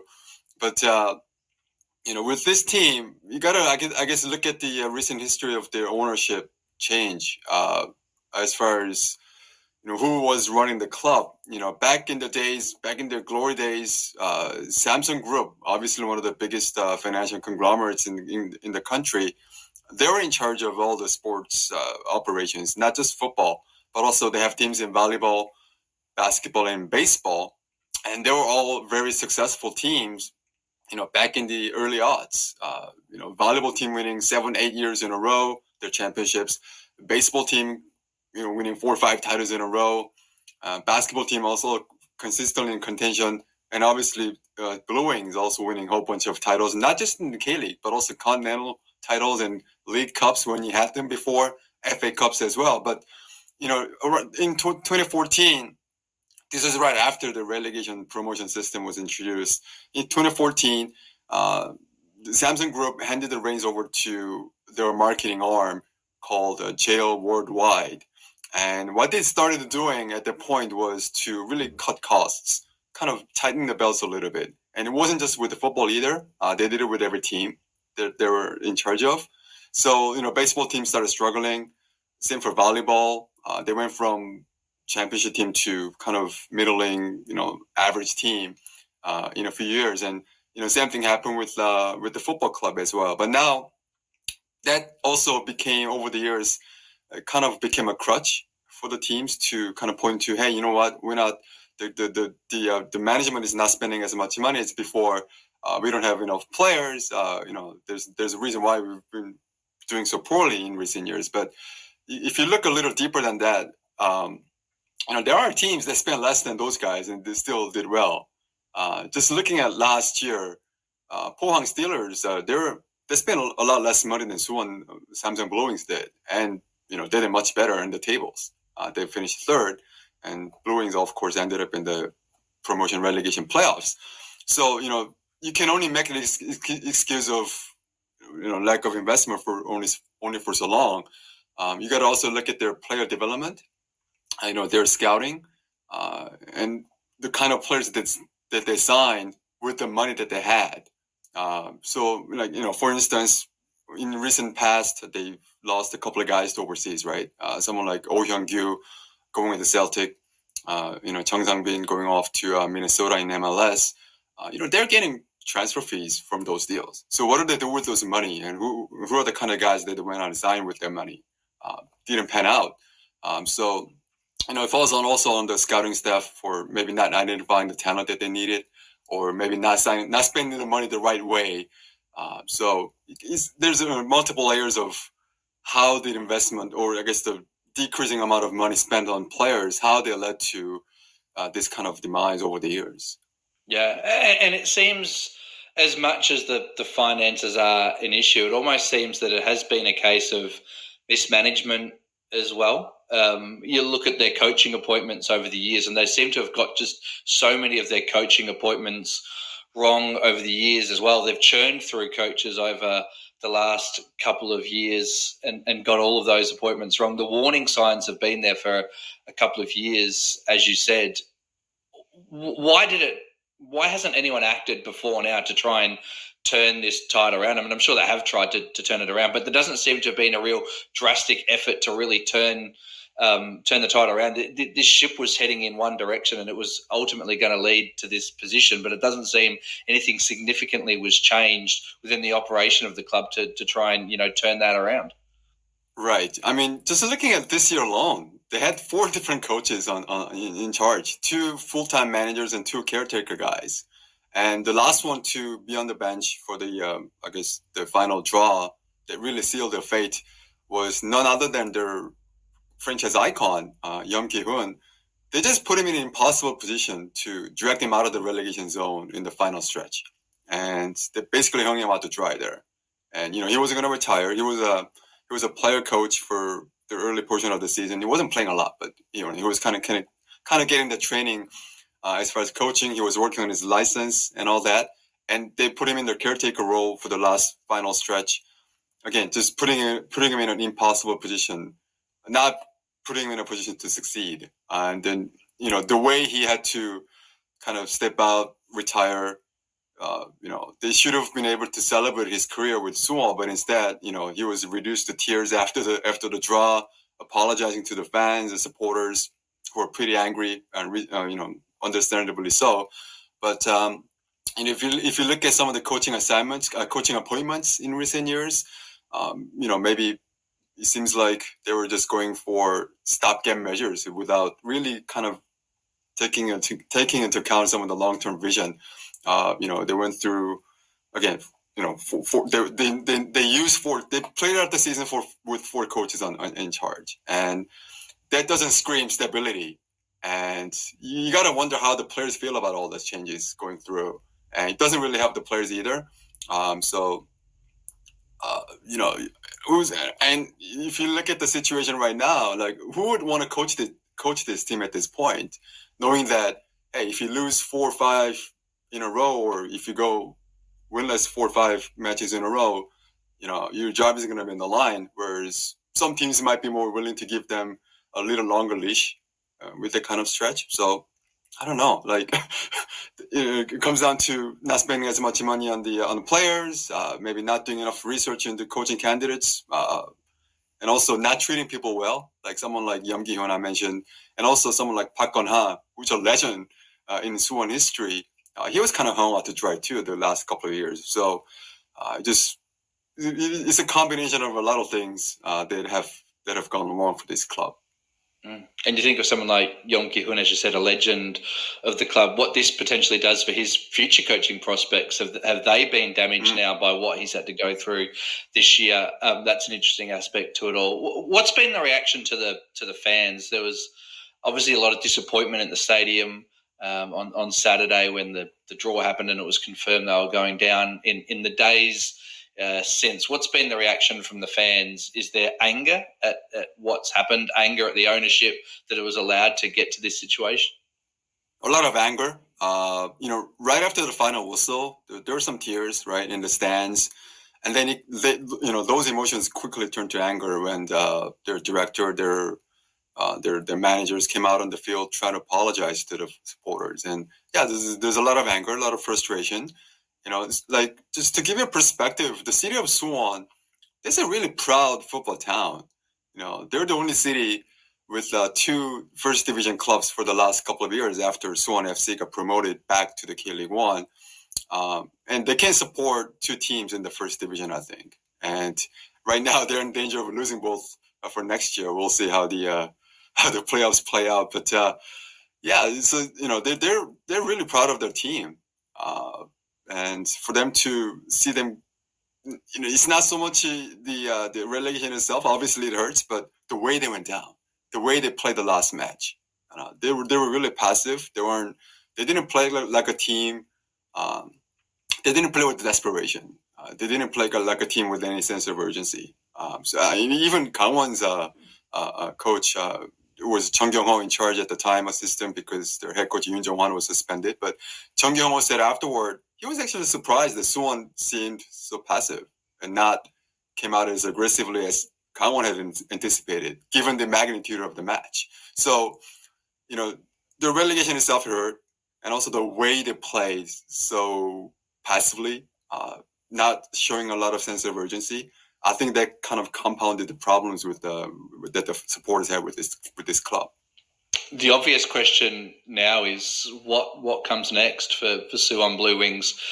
They're going to be in K2 next season. Does the malaise continue?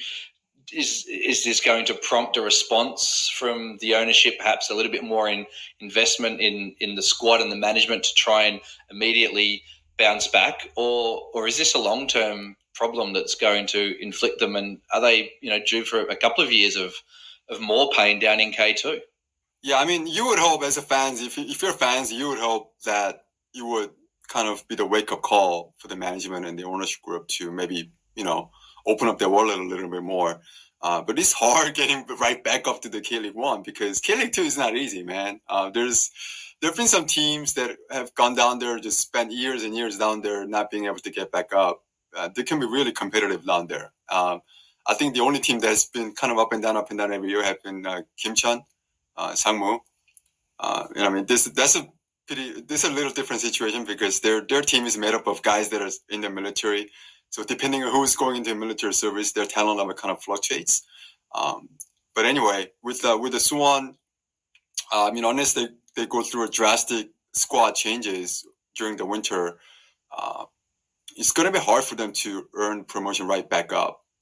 But at the same time, if you finish in the top 5, you're going to get a shot, right? The way the system works.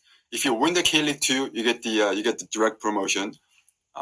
If you're runner-up, you're advancing straight to the promotion relegation playoffs. And teams ranked from 3rd to 5th, they have a chance to get to the promotion relegation playoffs through their own playoffs. So, there's a lot of matches still left after the regular portion of the season ends if you're in the top 5. So out of 12 teams, if you're just in the top 5, you're going to give yourself a chance to get promoted to the K-League 1. But to be honest, I don't see that happening with Suwon right away.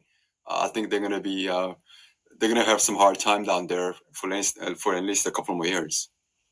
And just finally, looking at Korean football more broadly and what this means, Suwon relegated this year. FC Seoul have come incredibly close a number of times over the last couple of years to being relegated as well, and not to the same extent. But even Jeonbuk this year have really struggled, slipped down to 4th. I think it's their lowest position in about 15 years. They haven't qualified for the Champions League for the first time in 15 years. Of course, they didn't play in 2017, but that was a separate issue. They qualified and had the match fixing issue. But they've seen their own struggles recently. So is it a worry for Korean football that so many of the traditional power clubs that we've come to know seem to be struggling a little bit? Yeah, it cannot help the league if both Suwon Samsung and FC Seoul got relegated. If that ever happened, they wouldn't really help the league at all because they're consistently... A super match in K2 would be interesting. The super matches, yeah, they still draw pretty well, 30,000-ish, pretty much every time those two meet. And obviously they play in big stadiums as well. So just bottom line wise, it's not going to help the league if both of them ended up down in the K League too. But if you're kind of optimistic kind of person, you might say, hey, we're going to see some new faces up in the K League 1 playing against some big boys, and it'd be fun to see what they have. Like someone like, I don't know, just off the top of my head, someone like Anyang or Jeonnam Dragons. They haven't been up here in a long time. They used to be in the K League 1.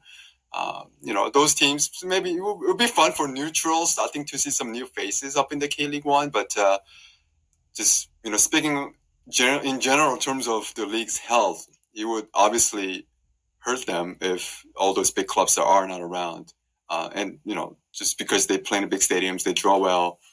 No matter how well Jeonnam Dragons or FC Anyang or those teams play, they're just not going to be able to match that.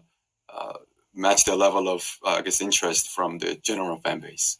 Yeah, and I'm sure if you had all of those big clubs, traditional clubs, at the pointy end of the table as well, you're going to draw a lot more interest, and the title race is going to be interesting, bigger crowds, etc., etc. We'll wait and see what happens there. But for now, Jiho, thanks very much for joining us. Pleasure to have you on the show. Wish it was under better circumstances for the Suwon fans, but thanks anyway for joining us. Okay, thanks for having me. All right, and just a couple of very, very quick ones. I'll keep you on a timer here, you two. To finish, before we finish up for the year, I'll come to you first, Scott. A little bit of news from Japan, of course. Vissel Kobe crowned J-League champions, which I don't think we thought we'd be saying at the start of the season, given the fact they almost got relegated last season. And news that just broke just before we came on air as well, that Kevin Muscat has left Yokohama F. Marinos, which is probably less of a surprise. Yeah. I understand that he's got quite a few offers from various places around the world, from certainly in Europe and the Middle East as well. I don't think from Turkmenistan. That would be quite the scene. Imagine Muskie turning up in Turkmenistan. So that's a shame to see him go, because obviously they didn't defend the title that they won last year, but they finished second this year and were right in the title hunt, for most of the season. So he's done a fantastic job, and I think leaves with a real legacy, continuing what Ange started and taking it even to new and different kind of ways as well. So he's left a real legacy and a real imprint on Japanese football, certainly under very trying circumstances as well this year, and indeed last year, late departures of key players right on the eve of the season, and all sorts of issues that he's had to deal with. So a fantastic job, and huge congratulations to him for the work that he's done in helping, I think, to take Japanese domestic football to another level. Vissel Kobe, in the end, were maybe just the best team. I don't think it was a stellar, we've spoken about this before, I don't think it was a stellar J-League campaign this year. I don't think they're, certainly there wasn't the likes of the Ange Marinos team, of those dominant Kawasaki teams that were flooded with, now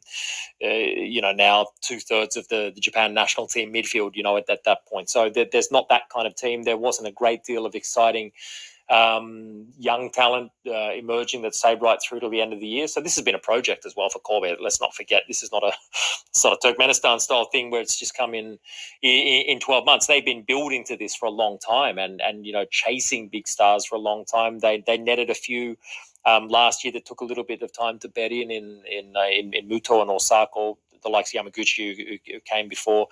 And they've done it with, basically, this is the thing that I don't know has been discussed enough, that basically with the Japanese team as well, for the first time in a long time, that they haven't, there were foreigners that were on the books, but they never really played. Almost none of them played consistently. So it was basically from back to front, for the majority of the season, a Japanese 11 that's won the J-League, which hasn't been seen in a very, very long time. So from that perspective, well done to them. Kudos to the coach who's been in and out of the post. I guess, Mikitani, the owner, for staying the course and continuing to put the money in. And, they've got the rewards in the end. And like I said, probably on the sum of things, maybe the best team overall. We could talk about this for an hour, but for me, the key kind of element of all this that maybe isn't getting the credit is, it's been a Japanese team that's won the J-League for the first time in a long time. So hats off to them. We don't have an hour, so well done. You've kept it brief, Michael. see if you can match Scott's effort. The AFC Champions League group stage is almost done and dusted. We pretty much know all the teams that are going through. The defending champions Urawa are out after they lost in Hanoi last night. The two Qatari clubs that we mentioned before with Ahmed are both out. Foolishly, I predicted they could probably maybe challenge the dominance of the Saudi clubs, and neither of them made it past the group stage. So it's probably really Group G and Group H where most of the interest is now. You've seen most of the action over the last couple of weeks. What's been the biggest surprise, good or bad, for you? There's been a few. It's, as you say, it's been an interesting tournament in ways that I don't think any of us expected, and for an abundance of reasons. Which, same as Scott just said about recapping the J League season, we could sit here for an hour or more very easily. Look, there's no surprise. Al Ittihad, Al Hilal, Al Nasser going through, but full house of Saudi teams through. Al Fayha as well. That's a surprise for me.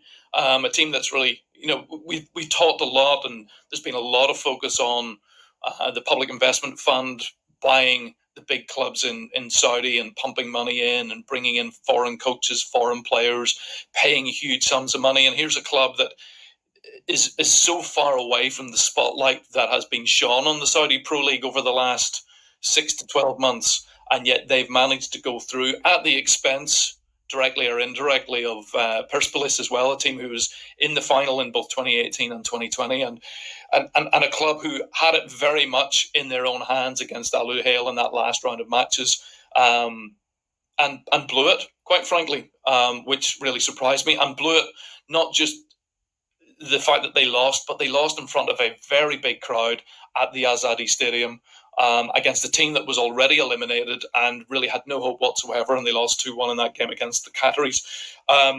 Really, really poor display from a club that, and a team that you do generally expect more from. Elsewhere, Nassaf winning Group B ahead of Al Sadd and Sharjah again was something of a surprise, and again a group that was really on the last in that last round of matches was just, it was right down to very much the last second. It was all over the place. If we look in the East, the group that I've found really interesting was Group F. I mean, I know it's not finished yet, but Bangkok United have qualified from that group ahead of Chonbuk, group that also has Lion City Sailors and Kitchi in it. I think when the draw was made for that, we all expected Chonbuk would win the group and it'd be a battle for second place, and maybe even a Lion City or a Kitchi could maybe even sneak into the round of 16. Bangkok United have dominated it. Chonbuk have been poor. Lion City have pinched a couple of good results. Kitchi have been bloody awful. So that's been interesting for and Kofu. Von Fori Kofu have just been, again, a group that we expect. I think we all expected Melbourne City to just cruise through that group. It was as good an opportunity as they were ever going to have to sort of cruise into the knockout rounds of the Champions League. And we're going into the last round of matches next week for that group. And Kofu are top of the standings. So let's see. It's all good. All right, that is where we will leave things, though, for this week. And indeed, for this year, it's been another huge year at the Asian Game. And on behalf of all of us, we want to thank everyone who's listened, watched, read, and engaged with us during the year. It won't be long, though, before we're back in your feed, because, of course, the AFC Asian Cup is just over a month away. We'll be back early in 2024 with full group-by-group previews. And, of course, we'll be covering every angle of the tournament itself. As we gear up for a massive 2024, don't forget to follow us across all our social media channels by searching The Asian Game, and rate and review the show wherever you get your podcasts. For the last time for 2023, it's bye for now. Okay. Leave the link on the description. Oh, wow. I love your question. Sexy, and you know it. Panchecta. Intermixhector, El Chileno. Wow. Intermixhector, subscribe. Oh, no. Here, I love you.